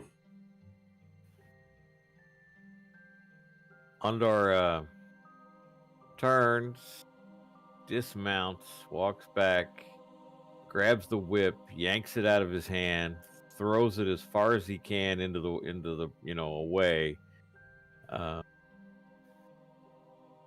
While you are doing that, the knight sees and right away rushes up, hand on hilt of the blade, though it is still in its scabbard. Okay. Hand on the hilt of his blade. He puts his hand out on your shoulder as you throw the whip out into the woods. Okay. I wouldn't do that, sir. Already did it, sir. Yes, your point's been made. Let's not let this turn to bloodshed. Right. Bade, Let's not. Bade is just fuming at your daring. What the hell? How am I gonna get this thing going now? You have Talk to it nicely. yes, coax it gently. The horse will do your bidding. You have reins. Use them. It does not need to be beaten.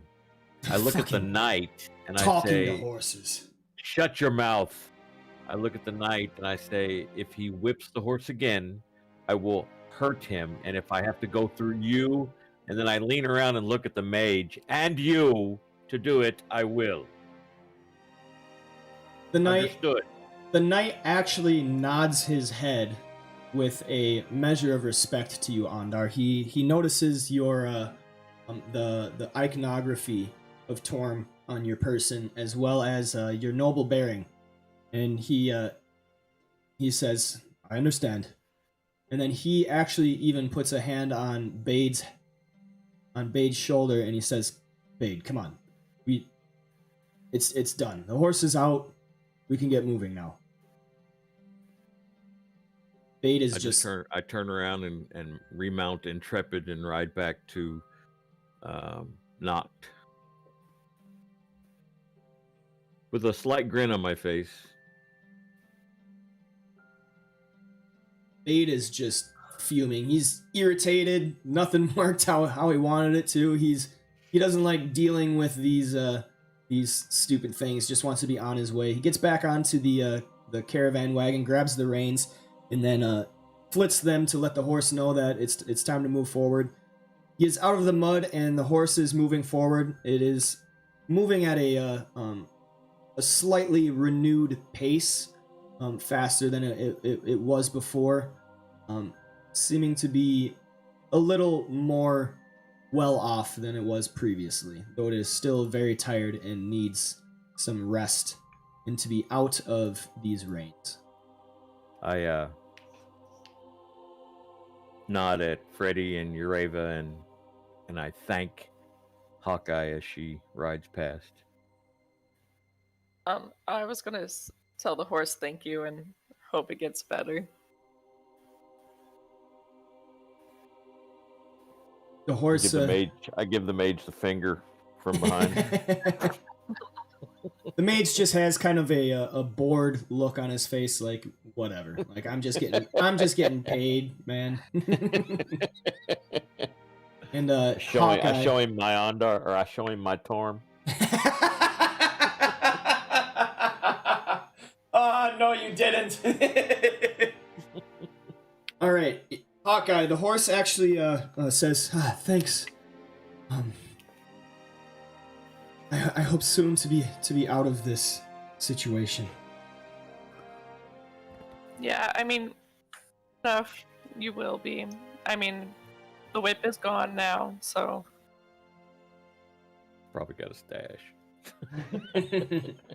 hopefully that gets Barrel of better. whips. All right. And so, Oh, whoops. I forgot the whisper. Yeah. Oh, well. all right. Ondar, I as you come... apologize to Noct. Ondar apologizes to Noct for the divergence from the travels, and then looks at El Hedry and says, "Sorry, milady. She says, Something had to be done." no, thank you. You exercised a lot of patience. I would have just been done with the man.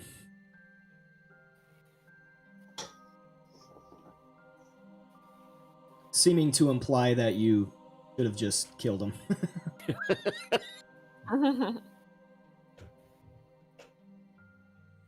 All right. I So, mean, all right. So with that done, we can go back to the top map.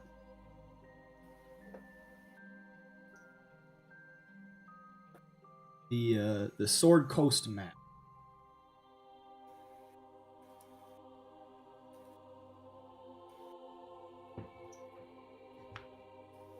Just outside of Daggerford. The rest of the day, you travel forward and make camp.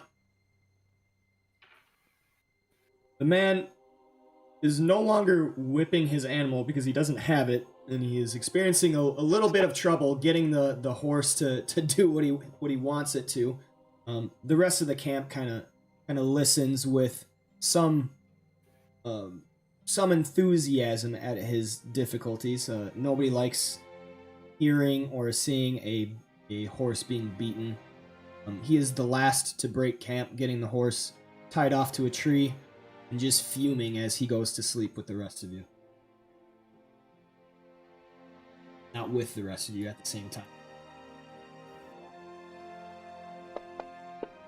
When you wake up the next day, make way into Daggerford. And he's dead. would I technically have gone through a long rest at that point? Yeah. I'll get that for you. Okay. There's an arrow sticking out of his throat. It looks a lot like one of your Avas. I don't know what you're talking about. What? What do you mean? Arrows? I've never seen arrows. What are you talking about? Y'all know I I can't don't hit know. nothing.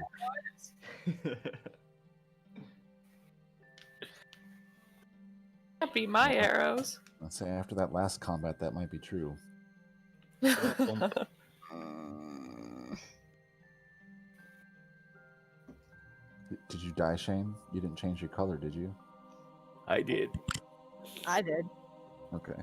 All right, so within Daggerford, the caravan does its thing, kind of moving through and along the city. Some are selling their wares. Bade is attempting to sell some of his ale, but he's in kind of a foul mood and definitely not as amiable as he usually is. Usually he's very good talking with people, but his mood seems to have soured his ability, and he doesn't make a whole lot of sales. As well, along in the city, everybody make me a perception check.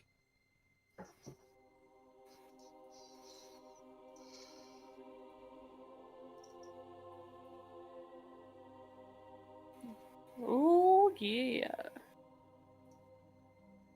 Too busy All glaring right. at him. Ireva and Hawkeye, you notice an interesting figure join the caravan. He actually speaks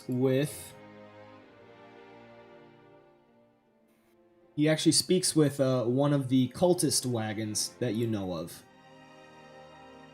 It's pretty common for figures along the road to get picked up on the caravan to oh yeah, by the way, Osborne had been Osborne had left at the nearest hostel, like a roadside tavern, and bought horses to go back to Baldur's Gate.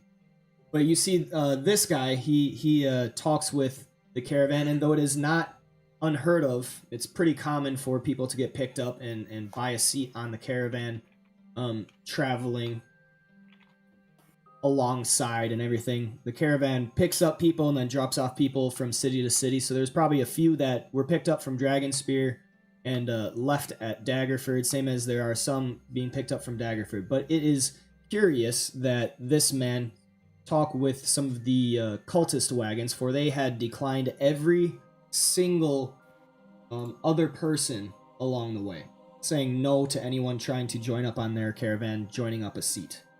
This man, however, he's wearing a wool cap with ear and neck flaps covering his head. He is wearing a lot of, you would think, common clothing. Hawkeye and Ireva, please make me another perception check.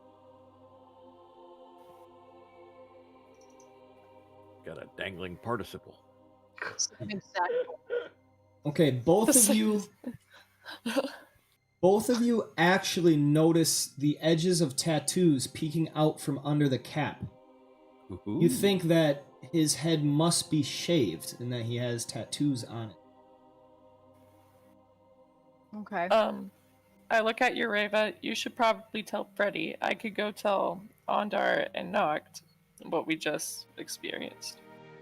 What's he look like? And What's he look like? If you want to make a history check, go ahead to see if you know anything of significance about that fact. Ooh. Nice, Ureva. I think I might know something.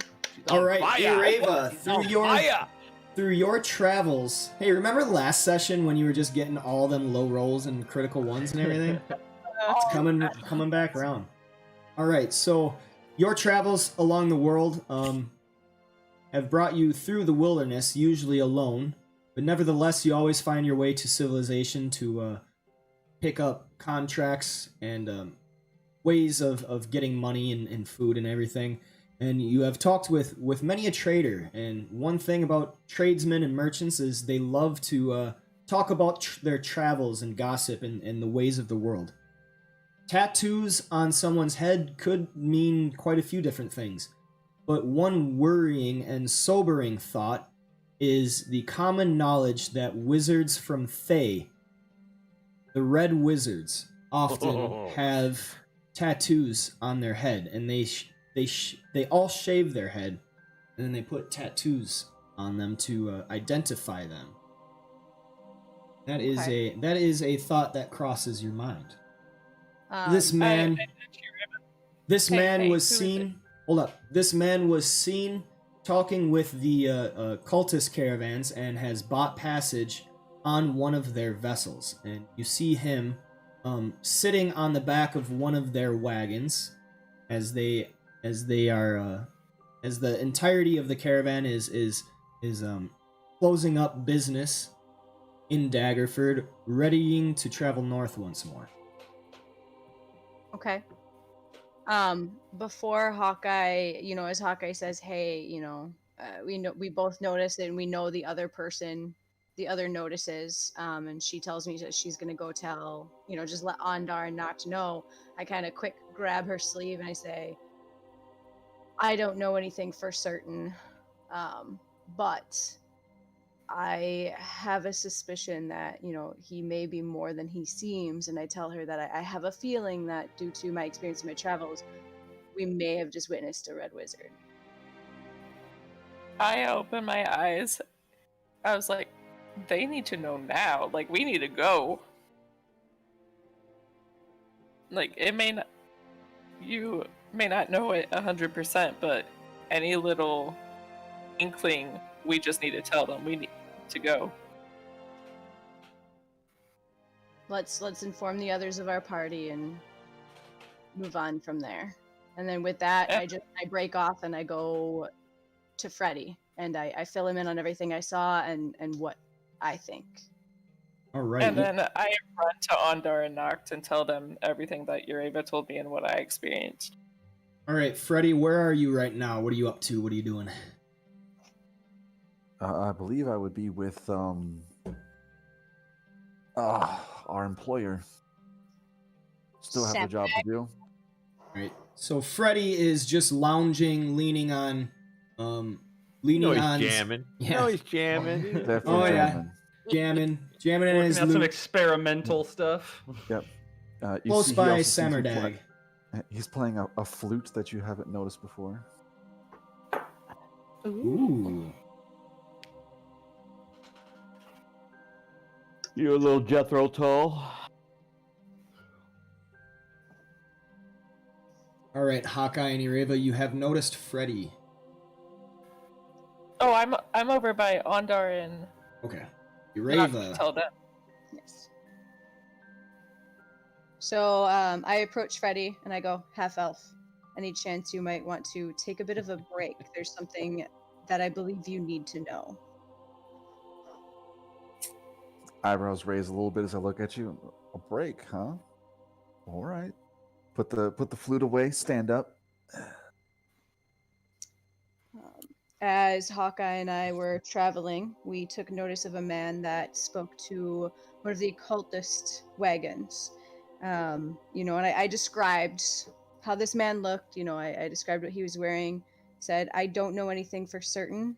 There is no direct evidence. He is, however, traveling with one of the cultist wagons now, which in itself is abnormal. And Suspicious, yes, I would agree. And through my travels, I have a worry that this may have been a red wizard. Make me a stealth check, Ureva.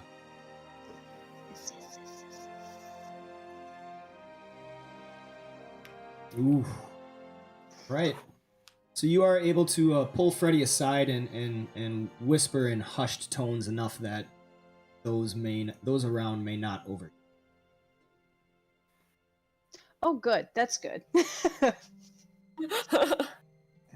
Does Freddy know what a red wizard is?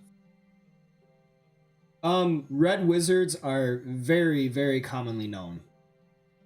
Okay. So a red wizard is a wizard from Thay. Thay is an empire that dabbles in magic. So it's ruled over by magic overlords, and there is basically no restriction on magic. So like necromancy is not feared upon. It's actually one seat of power. The leader of Thay is now Saz-Tam. He is a powerful lich. Oh. There are red wizards for basically every school. So there is like the school of necromancy, the school of abjuration and everything. They each have a red wizard. Yeah. There's a wizard for everyone that is kind of like the head one. But Saz-Tam is the overlord overall. Also, you know that when Saz-Tam took over, there was a huge power struggle, and many red wizards actually left and are, what would you call it? Wandering wizards? Like someone fleeing from a war-torn country. Refugee. Yeah, like there are refugee red wizards, and that's pretty common knowledge. But they are still pretty widely feared and avoided. Gotcha. So it's like taboo. If you're a red wizard and you go into a village, the entire village is probably gonna try to run you out. Right. Yeah, Freddy raises one eyebrow at that, like the rock would, like, oh, that would be mighty suspicious. Well, let's hope he's not that, shall we? Agreed. Again, I wasn't able to see any absolute proof, but Hawkeye is going to let Ondar and Noct know he felt it was important that we are all aware of this. Well, I appreciate you informing me.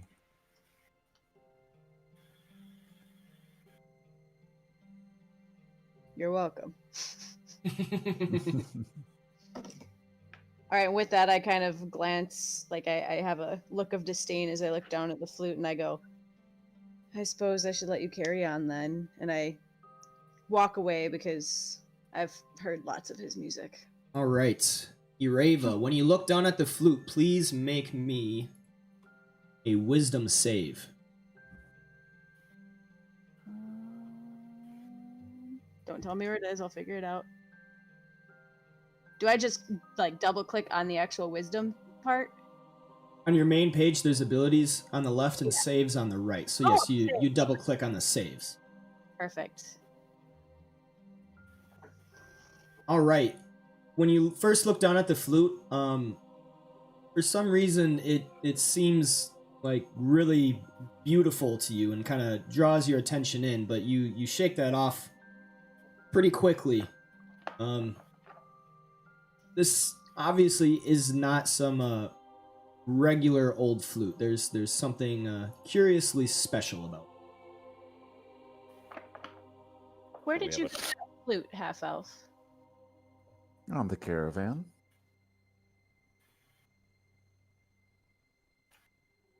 Interesting. It is. It's quite a magnificent piece of work. It makes a beautiful sound. Yes, even to you, Erava, though you have heard Freddy's tune, and it seems like you've heard the same one over and over. Even when he plays this flute, there is a beautiful sound that emanates from it, even to your standard.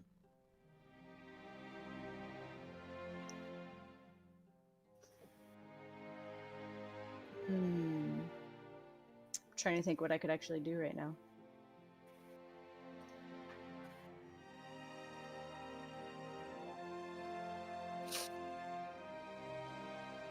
We will actually go to Ondar, Noct, and I think Hawkeye's with them at this point.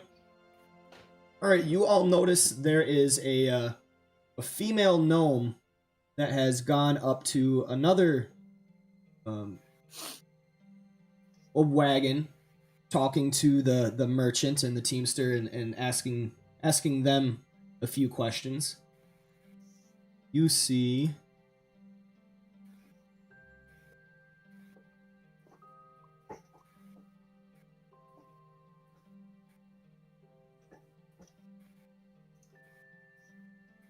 this figure. And there is an exchange of some coin as she happily hops onto the back of that wagon. She doesn't look treacherous at all. Totally trustworthy. And this is a normal wagon. You actually know One of the normal caravaner wagons she joined up to it.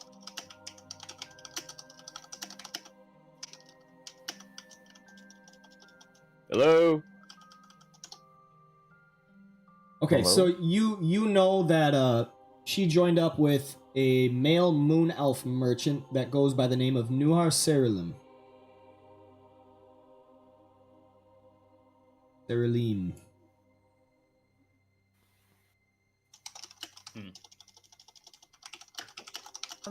Sorry, I had unexpected visitors. Oh. Easy on the keyboard, babe. I wanted one of these when I get home. I'm not even hitting that hard. It's really loud. Yeah, that's my mechanical keyboard. I bought a new keyboard that's my stealth one. So I've been typing this whole time, you guys can't even hear it. Oh. Nice. Yeah, that was I Ryan, duh. All right, so Hmm. the caravan gets ready to move out, and there is a call with runners going up and down the caravan saying that they are leaving. One of them, a younger lad, caravan's on its way, get ready to go. Don't want to be late. And then he moves on. I tap Ondar's shoulder and, like, in hushed tones, like, tell him what Urava and I saw.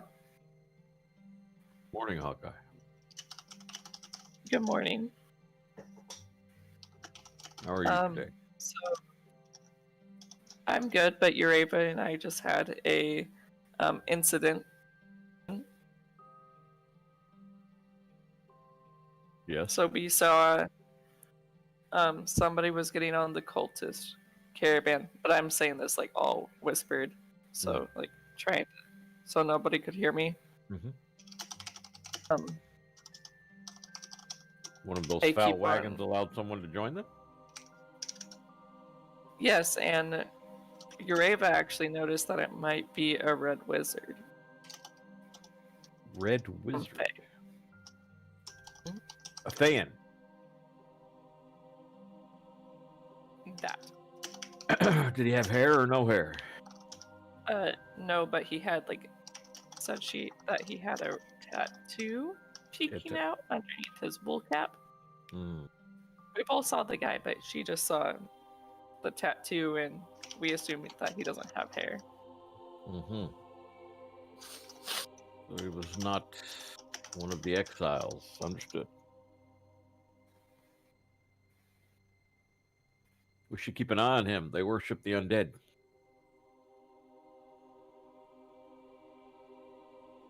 But yeah, she said that it was most likely a wizard. They are. They call forth undead. That's a scary thought. That is, well, it cannot be allowed to exist. We should deal with this rather quickly. When the chance avails itself, we should let Okay, Freddie on a and side note, Ureva know that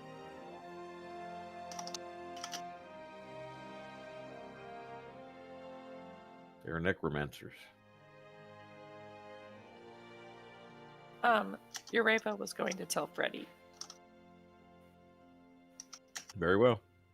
Thank you for letting me know. Mm-hmm. Did you hear that not? lady? What? Yeah, man, I thought our plan was to follow these guys. So we just Right. gonna fight them? Well, if he joined the caravan, if he joined one of those wagons, then he is in cahoots with them. Yes, Well, he sure. joined. Then we're going to follow them, which just adds fuel to the fire to when they get to their destination to lay waste to them, yes? Sure. You're making it sound like we needed to put that red wizard down earlier, though. Well, if the chance avails itself earlier than later, then yes. The Red Wizard is from my understanding of what my grandfather taught me about the active red wizards, the ones that have not grown their hair out, they are necromancers, calling forth undead, which are akin to worshippers of Bane, and we cannot have that. Well, I'm not here to argue with that. If you want to, I mean, we can just keep an eye on him, and the first time he goes out, take a piss, Right. cut his head off. So- I'm not against it. I just want to know what the plan about. When the opportunity Murder. presents itself to deal with, Okay, so with that individual by himself, yes, we must take advantage of it. Yes. All right. Well,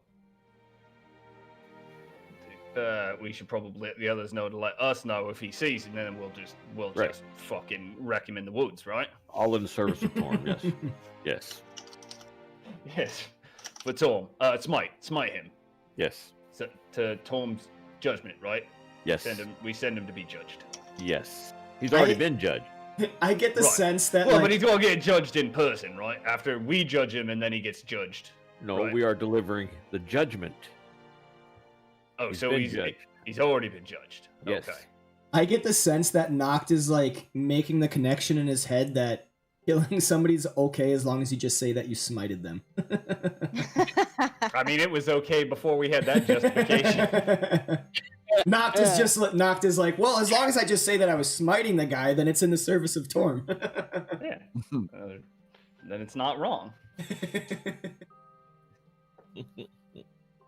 Thank you. Did you guys notice Lady get The on a gnome. regular caravan? gnome, yes. Quite interesting. But there's been several that have joined the caravan and left the caravan at the little way stations along the way. Too bad Mr. Masturbator has not left.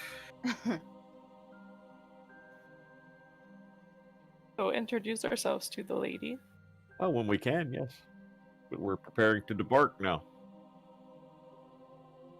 Okay, well, I guess I'll run back to my caravan.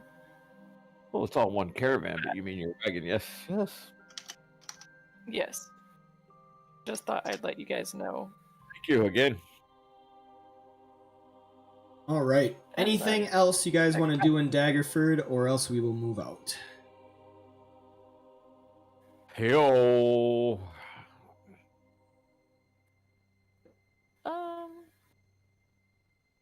I don't think there's anything. I would like Ureva would like to grab a small bag of apples. All right. Yes. Probably cost just like 2 silver or something. Okay, I'll just. Or take no, some. like silver for some apples. like a handful of copper.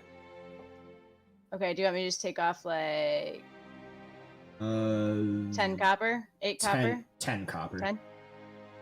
Got it. All I'll right. do that too.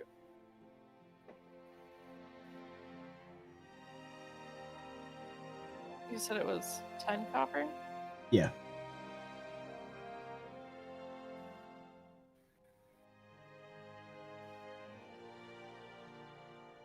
Give you 5 apples. Okay.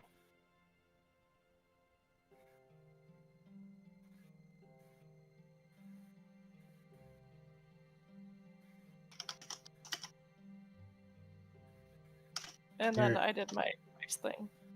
Yep, the apples are in your backpacks.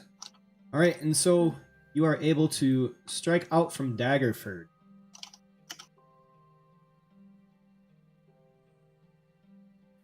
I'll give an apple to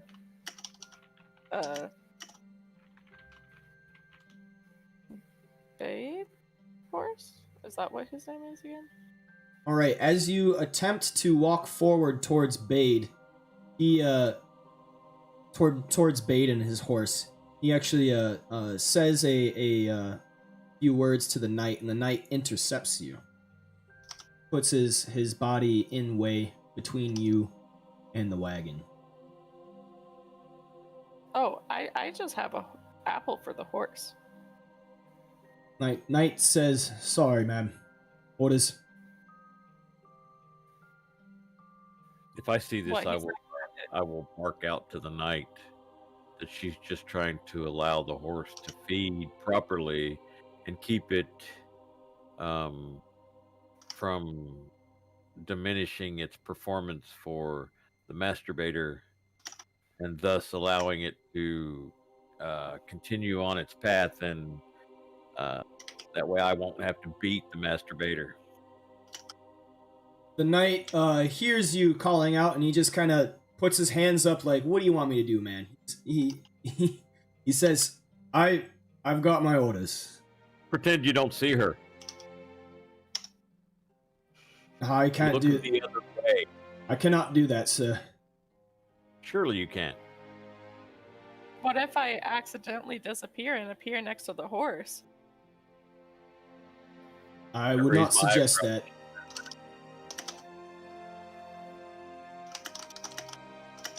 I ride up and kind of, engage him in conversation to distract him while she performs her little miracle of face step or whatever it is. You give him the apple? He looks at you, Hawkeye, and looks at Bade. Bade is watching very closely from his wagon, and he looks to you, Hawkeye, and says, "Here, give me the apple. I'll try to give it to the horse when Bade isn't watching." Don't try, man. Do it. Feed the horse. Treat it properly. Otherwise, I would just do it myself. Otherwise, I'll have to Embarrass you. To Hawkeye, he says, "Yeah, but Bay doesn't want any of you near him anymore. So, and what I'm doing, I'm hired to take his orders. So, I understand that's what that. it'll be." And I commend you for following your orders. Thank you, sir. And then he holds out his hand to grab the apple. I give him an apple. All right, he takes it and kind of puts it in one of his packs on the side of his own horse.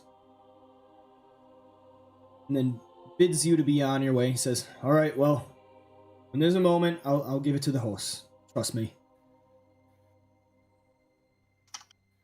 Hey, yo, Bade. Bade And just then I look scowls at you.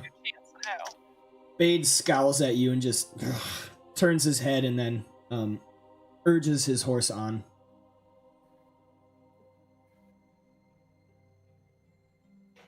I'm not gonna leave until I see that horse had an apple. The knight So we The knight looks to you, Hawkeye, and he says, "Please, I don't want this to turn any more dramatic than it needs to be. I'll give the horse the apple when I can. Just give it till nightfall at least." I walk up and Ireva walks up and kind of puts a hand on Hawkeye and he says, "We should be careful that we don't make matters worse than they already are. He gave his word that the apple would get to the horse. I think that's all we can do for now." I scoff and walk back.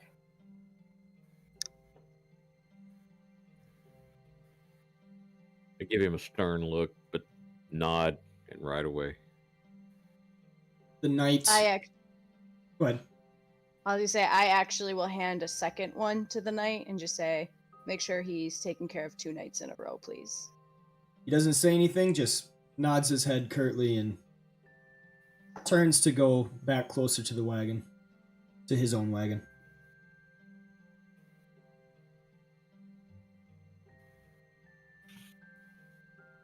Okay, so after a few hours of traveling, getting probably closer to 2 or 3 in the afternoon or so, there is a weird sight.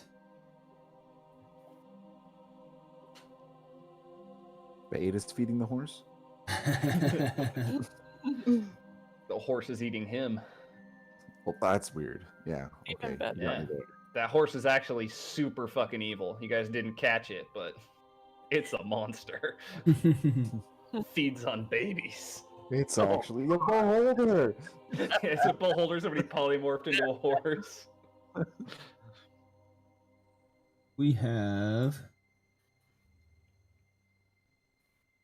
right here, pretend there's a wagon behind you guys, but Noct and Ondar would notice first because the rest of the party is further along the wagon. There is a head poking out just above the ground, and everybody is kind of just passing along it, going around it, but otherwise paying the head no mind. Okay. There is a human head? Yeah, there's a human head. He seems to be, as you get closer, you notice he seems to be kind of parched with chapped lips and exposed for some time yet. It is a person buried up to the neck. He is unconscious but still alive. Do you see this? Yeah, I didn't. There was a point in my life I thought I was born in a tree, but I don't think people are born out of the ground. Why is someone stopping to Ondar, rides up and dismounts and All right. approaches the head. So when you get closer, you actually see that the word Oathbreaker is painted on his forehead. Ondar takes a foot and taps the... Is it a male or female head? From what you can tell, it is a male. Taps it on the cheek. Hello? His face moves a little bit from your prodding, but he does not wake. take a water skin and like kind of squirt it a little bit. Make me a medicine check.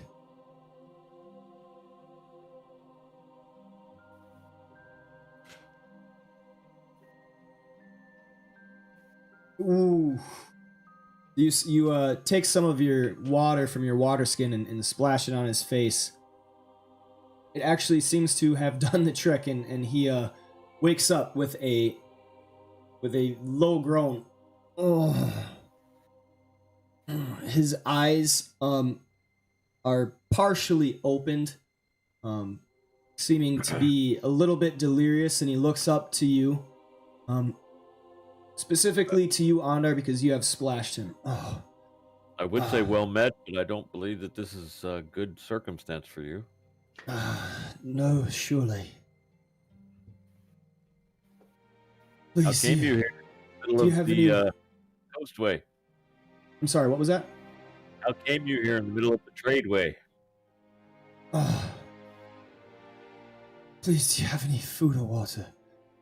Well, I just squirted you with water in the face. That was not... Yes, Well, I didn't come here of my own. I was put here. I kind of guessed that. You don't look like you were buried by yourself. You have Oathbreaker written on your forehead.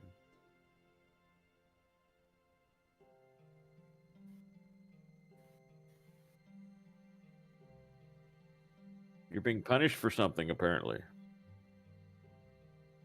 Yes. Well, don't break an oath to the wrong woman.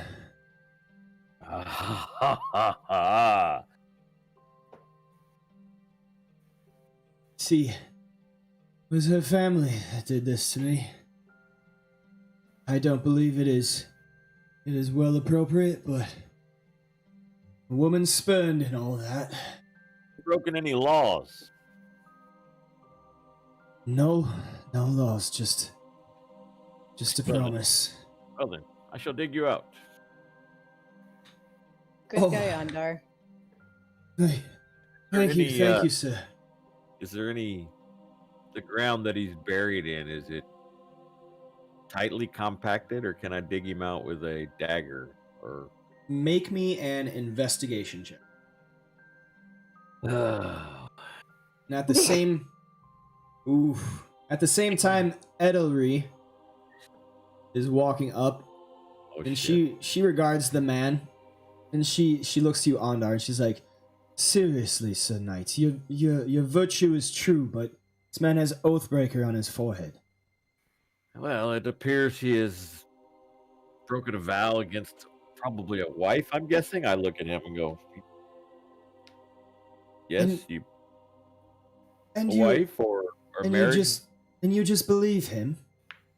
Yeah, I didn't want to bring it up until you got the shovel to do it, but what exactly about Oathbreaker goes with the whole idea that Tom and oaths matter? I'm just bringing it up here. So Torm speaks of laws. Right, yeah. We're just saying, if you think that his angry wife's brother buried him in the middle of a road that people are traveling on, that seems like unlikely. I do. I think that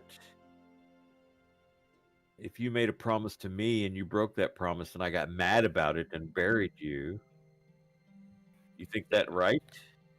I think that would be a pretty substantial hole to dig to try to bury me in, while also keeping me subdued while you buried me. But if my whole family did it, you don't think that would be possible? And Edelry speaks up to you, Noct. She says, "Yes, anyone that went through this much trouble, marking him as a traitor and bearing him up to the neck, surely there's a good reason." Yeah, I mean, here's a better way when your husband or whatever is cheating on you. You take him out in the woods, knock him out, and leave him for the wolves. Or you could still do the burying thing, I guess, but you do it when nobody's going to find him, because somebody like you's going to come along and just dig him up. Right. which is why they did this. They punished him. This is public humiliation. I mean, They didn't want him to die. They wanted someone to come along. This is like public humiliation, tar and feathering. I mean, then you actually do tar and feather. They tar and feather people. In some places, in other places, they do this. In some places, they hang people. They put them in stocks. I'll say stockades. Yes, they throw old fruit and vegetables at people. They do things of different natures in different areas. I'm guessing this is a local thing. I don't know, because we're out in the middle of nowhere. Yeah, how Where far, are you by the from, way, Jack? are we from Daggerford? town? You Daggerford, yeah. you are about half a day's travel from Daggerford. What's your name, friend? My name? Yes, your name.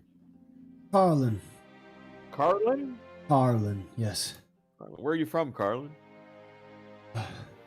From Daggerford. Right.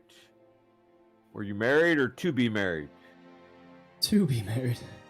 You broke the vow? You I Cad, Yes. is that what it was? I broke off the engagement. Why? Uh, Found something fancier, more pretty? please, sir, my throat is so parched. Yes, tell me why. Tell me why you broke off your vow.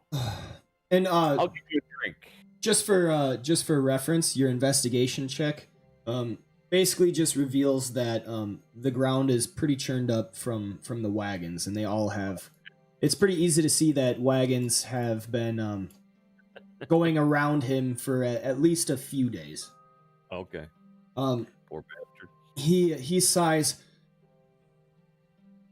Well, if you must know, feared that her father and brothers were all bandits and expected me to join them, so broke off the engagement, and they have quite a temper, as you can see. Mm. So they put you out here in the middle of nowhere with Oathbreaker written above your head. On your Yes, for all to see. head. All to see. Yes, wagons have been passing me for a few days. Bye. Not even sure how long. Right. Neither of you are going to help me dig this man out? Now we've introduced the idea that bandits essentially buried him here in public to escape. Bandits who are well known to just take you out in the woods and put a knife in your face. And now we've introduced this wrinkle into the story. It seems more plausible that this man actually did do something. I don't want to take the responsibility of just digging a man out and letting him on his way. Very well. All right, Ondar, using your hands, it will definitely take you a while. I'm using my daggers. Okay, so dagger, still, you know, Digging daggers. you're churning up the ground with your daggers and pulling out little bit by little bit. Right. Well, everybody Larry. else in the wagon is kind of passing you by and giving you some very disapproving looks. Edelry herself just rolling her eyes, going back to her wagon. Freddy and company actually come up as the wagon is passing by.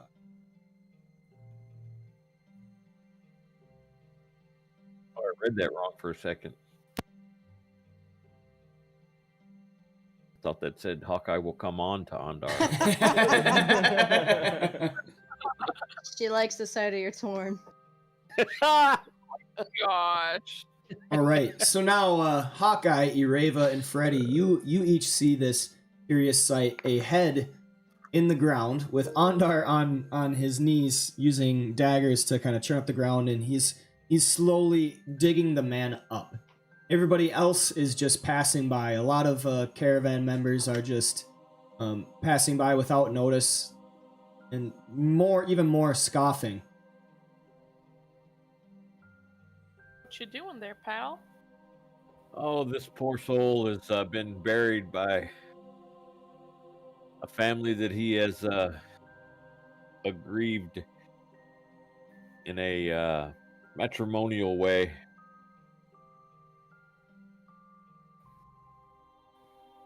According to the story as he tells it, yes. As he tells it, he backed out. Also, the family of bandits.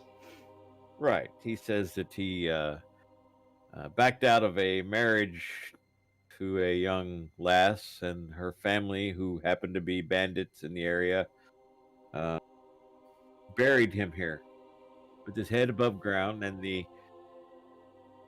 symbol on his forehead as a punishment for failing to follow through on his promise of marriage. And you believe him? I A man do. like that would say anything to get out of his circumstance. Well, if I think this was done to embarrass him or cause him public humiliation and shame.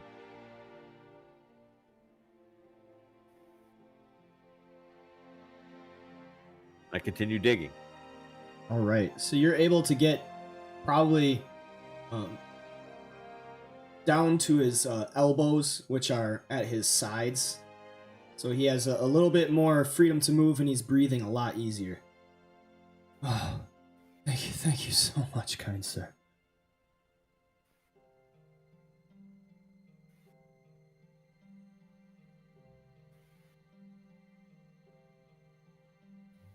Anyone So, else helping tell me to about dig or this. no?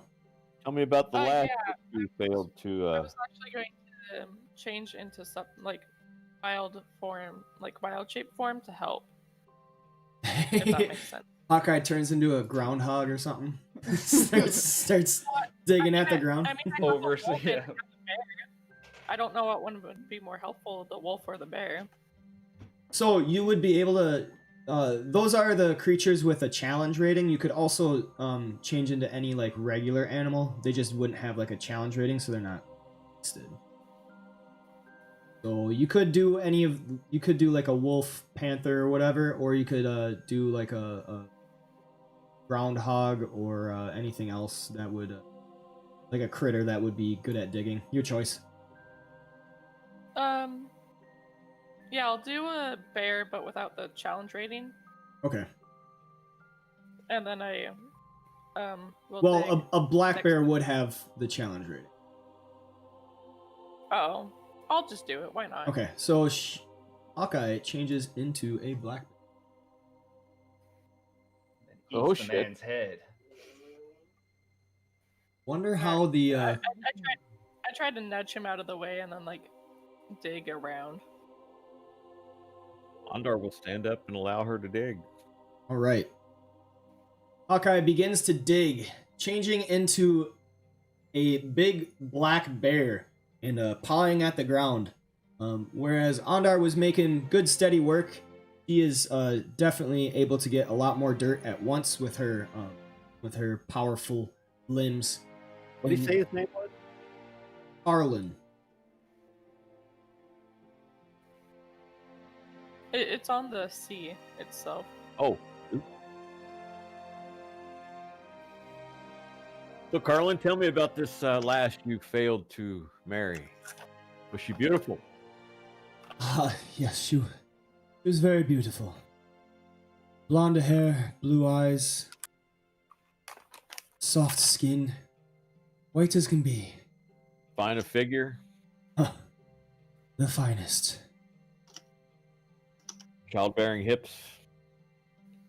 Well, certainly, you look for that kind of thing when you're in the prospect of marriage. Don't think you could have taken her away from here instead of joining her banditry family? Surely, that's an idea. Can I roll insight to see if he's telling the truth? Go ahead.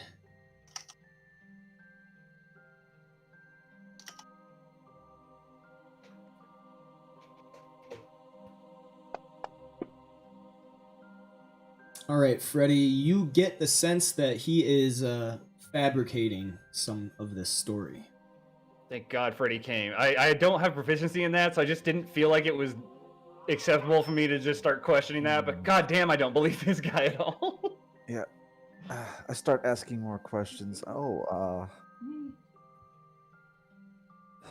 Okay, so do I have a specific part that I think he's fabricating on, or do I just have a general gist?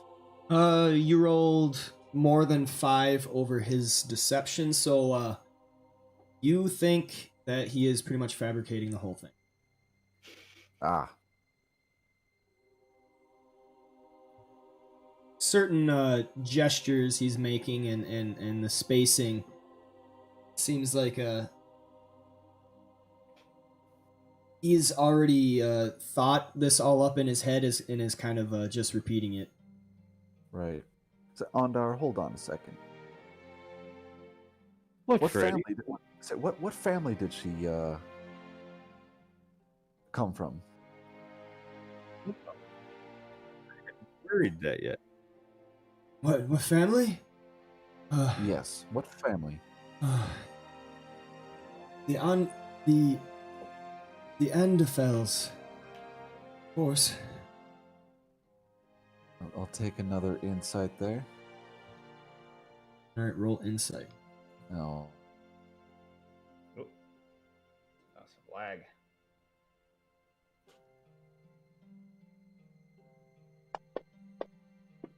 Oh my god! You rolled a 1. So you got the yes, you got the the worst lie ever. yep. You actually got the same exact roll, so tie goes to the runner. You do sense that itself was a lie as well. Took him a little bit to think of the Right. name. Andefels, huh? Give him a From big scoop of butter in the mouth. I'm sorry, what was that? Andefels, huh? From what town? Daggerford, just up the road there. As Hawkeye is still digging away. Say, Hawkeye, you might want to take a break from that. Something about his story doesn't quite add up. He gulps down the water from Ondar. Very like he hasn't drank in a week or so.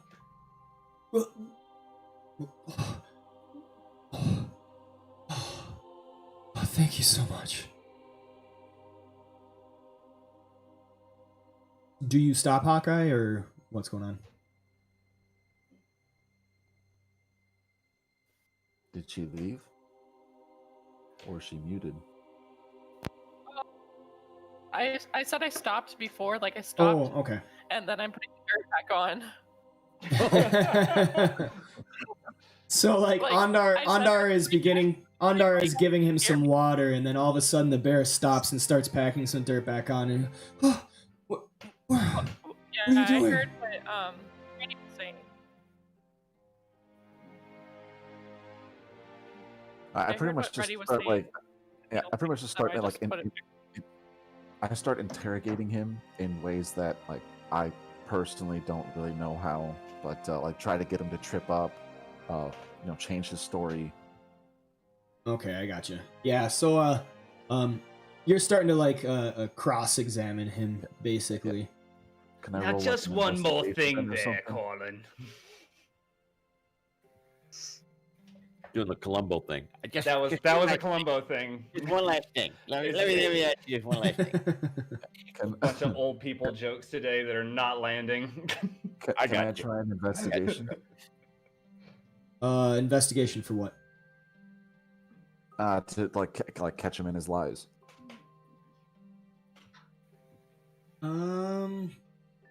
Yeah, go ahead.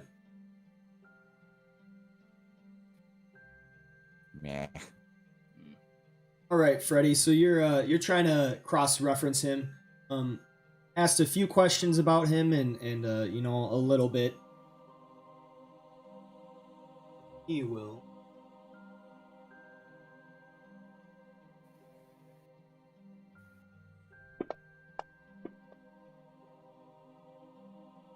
Yes, so he actually is able to maintain his story pretty well. You have not been able to catch him in any sort of slip up. Gives the same story. He was placed here by the father and brothers of his beloved that he actually broke off the engagement for because he feared that the family was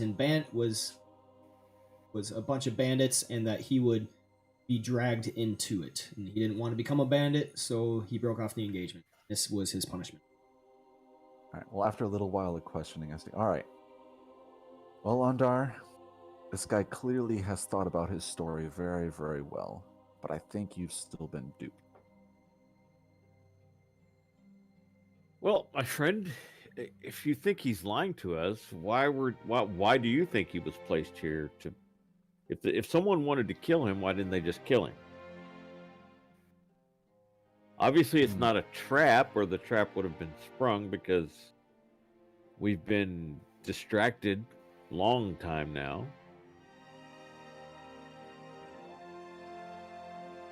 I think maybe the best lies come from half truths. If I had to take a guess, he may have been a member of the bandit group and decided to break their oath with them, betraying his brothers. But that's just a shot in the dark. So either way, he's turned his back on a life of evil or illegality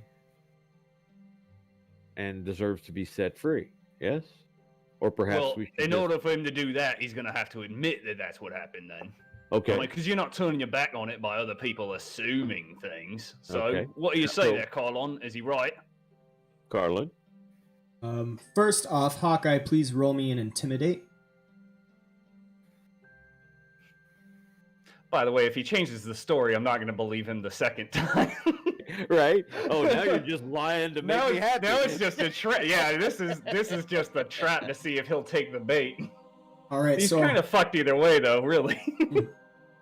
Hawkeye gives a snarl at Carlin, but she seems to have taken some time in between wild shapes. Hasn't been a bear for a while, so it kind of comes out more like, than It's more anything. when he's a poo than Yeah. And Carlin's still kind of taken aback, like he's been dug up enough that his hands are freed and they're resting above the newly placed ground. He still kind of gets taken aback, like, oh, what? And he's kind of confused, listening to your party's demeanor change suddenly into a less trusting one. The rest of the caravan is just passing by still. Probably 2 more wagon lengths remain before you are actually outside of the caravan. He responds like, "What? Look, my friend, we need to get you either out of the ground or decide to leave you here to die, and the choice needs to be made rather quickly. So either you're someone who was buried up to your neck by a bandit crew, or because you broke off a relationship, or because you left them. Which is it? Quickly, decide. Make me a persuasion check." Or he was a part of the guard and broke his oath to the city. It could be or multiple. part of some kind of temple and broke a vow. There's a lot of oaths get thrown around in these days. All right. So he gives a long sigh and kind of sinks into the hole.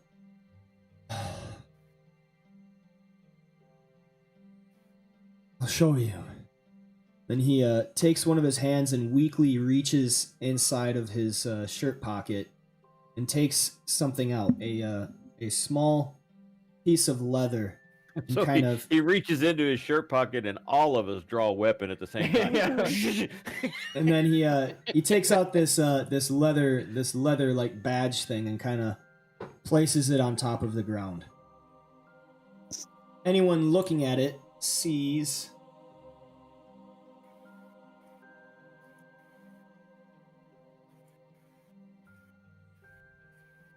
Would you just look at it?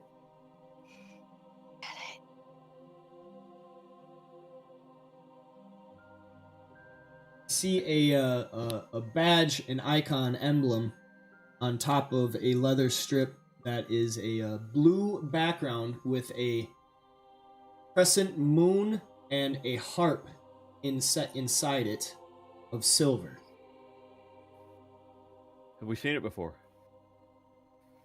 One of you have. Freddy. I think another half elf showed it to him, didn't he? Yes. Yep. So, you decided they weren't worth your time anymore, huh? What? No. I'm on mission. Can't tell. Sorry, I can't tell you the specifics, but we're in the Harpers. What? I'm in Yeah, the. so You're on it. I saw a picture of a harp and made that connection there, Andar. Yeah, so you're on it now. Yes. It's a bad mission you got, mate. Unfortunately, I've been found out, and my own position has been compromised, and they left me for dead here. The least I can do is report on my findings to my cell leader, but as you can see, I'm kind of stuck. I'd appreciate if you dug me out. I peel back like part of my vest and flash the pin real quick back at him, and then go to dig him out. He has a look of extreme relief covering his face, and he actually like lies back on the ground as much as he's able to in his awkward position, his forehead resting on the ground, and he starts to laugh a little bit.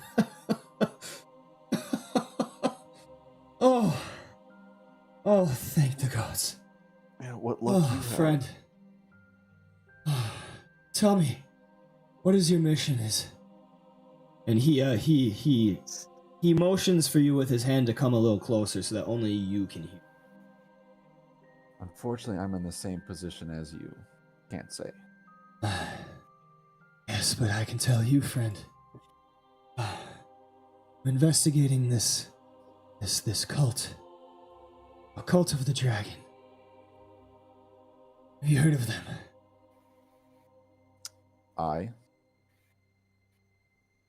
You see, I've been tracking shipments of stolen loot northward, trying to gain bearings on its movements.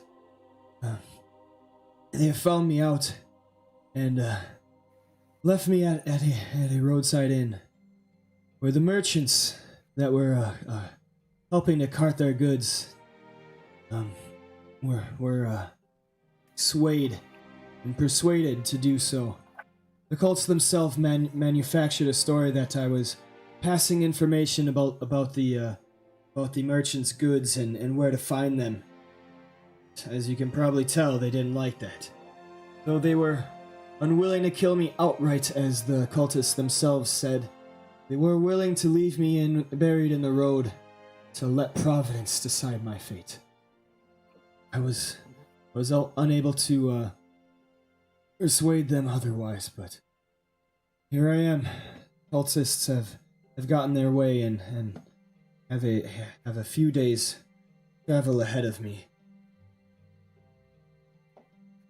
I was unable to get a whole lot of information, though I gather that they are traveling to the region of Waterdeep and the regions north. The mirror of the dead men was whispered. That's what I've heard as well. Perhaps you should be more cautious next time. Yes, this cult has a few more intelligent figures than I had guessed. With this information, I will have to end our session for today. Dun, dun, dun.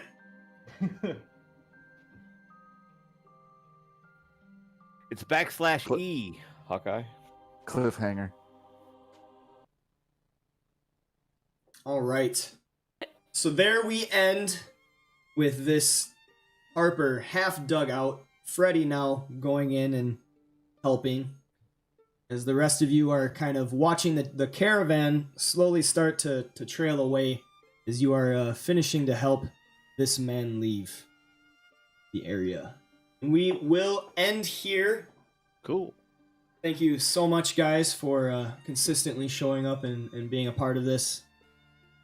I hope you enjoyed the session. A lot of extra role play. I'm getting to really enjoy these role playing sessions. Well, we got to give Nox some fighting soon. Yeah. It's the only thing I'm good at. Oh, He's not a very bullshit. multi-dimensional Bullshit. character. Bullshit. That Say and not in right there. believing that bandits dug a hole and buried a man in it. All right, guys. I wasn't Enjoyed it. suggesting we kick his head in, by the way. Just that he had to tell us the truth. I didn't believe it, but I wasn't going to say, like, well, let's stomp this man to death. How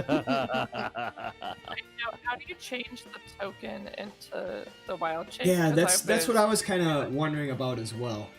I'll get that figured out and then I'll let you know. Okay. Okay, because The- I was the- trying to figure out how to do it during. I know you probably if you go to your library, you're going to want to there's the generic token swapper, which is a part of that Yeah, druid thing. So I'll have to try and figure that out for next time. Yeah, that was it. Also, Session- I have to ask for my own nosiness. Does someone have a puppy? Yes, we just got a puppy on Friday. Oh, I kept hearing him, and I was like, I swear that's a puppy. Yes, that's why I was muted a lot, was to keep her I know under a some puppy when control. I know a puppy when. Well, good luck with the new puppy, and congrats on the new family Yeah, member. congrats. Thanks. Congrats on the puppy. All right, so there we have it. Session 4 of part 4 of the Hoard of Dragon Queen adventure, Life on the Road. I will see you guys again next Monday, same time, 10 a.m. Central Standard Time. Or Same part- place. Yes, See you guys same next place. Fantasy Grounds. See you guys next week. Bye, guys. Bye. Later. All right, there we are. Another session down in the books. Very, very good session. And I don't know, I started getting a little lightheaded at the end there. I gotta go eat some damn food. But yeah, so make sure to tune in next week on Monday for the 5th edition adventure, Hoard of the Dragon Queen, the next adventure, the next session. This group has been tons of fun. Really exploring roleplay and everything, which is something that I need to work on. I feel like having a lot of fun with it. You can check out all of the past episodes on my YouTube channel, as well as past episodes of my other adventure, which is set in 4th edition, that I run every other Wednesday. Our next session for that Scales of War campaign is this Wednesday at 9 p.m., a little earlier. Hopefully I can get to 8:30 p.m., but 9 p.m. for now. Central Standard Time, Wednesdays. Make sure to check that out. If you like to stream, say so. I love to hear you guys, see you guys in chat, see a few of the regular people. Love to have you. But nevertheless, this has been the latest session of the Tavern League, Hoard of the Dragon Queen. We will continue again next time. But for now, rounds have been finished, and adventurers are leaving the tavern and waiting to hear the latest tale. I will see you guys next time. This has been the Tavern League.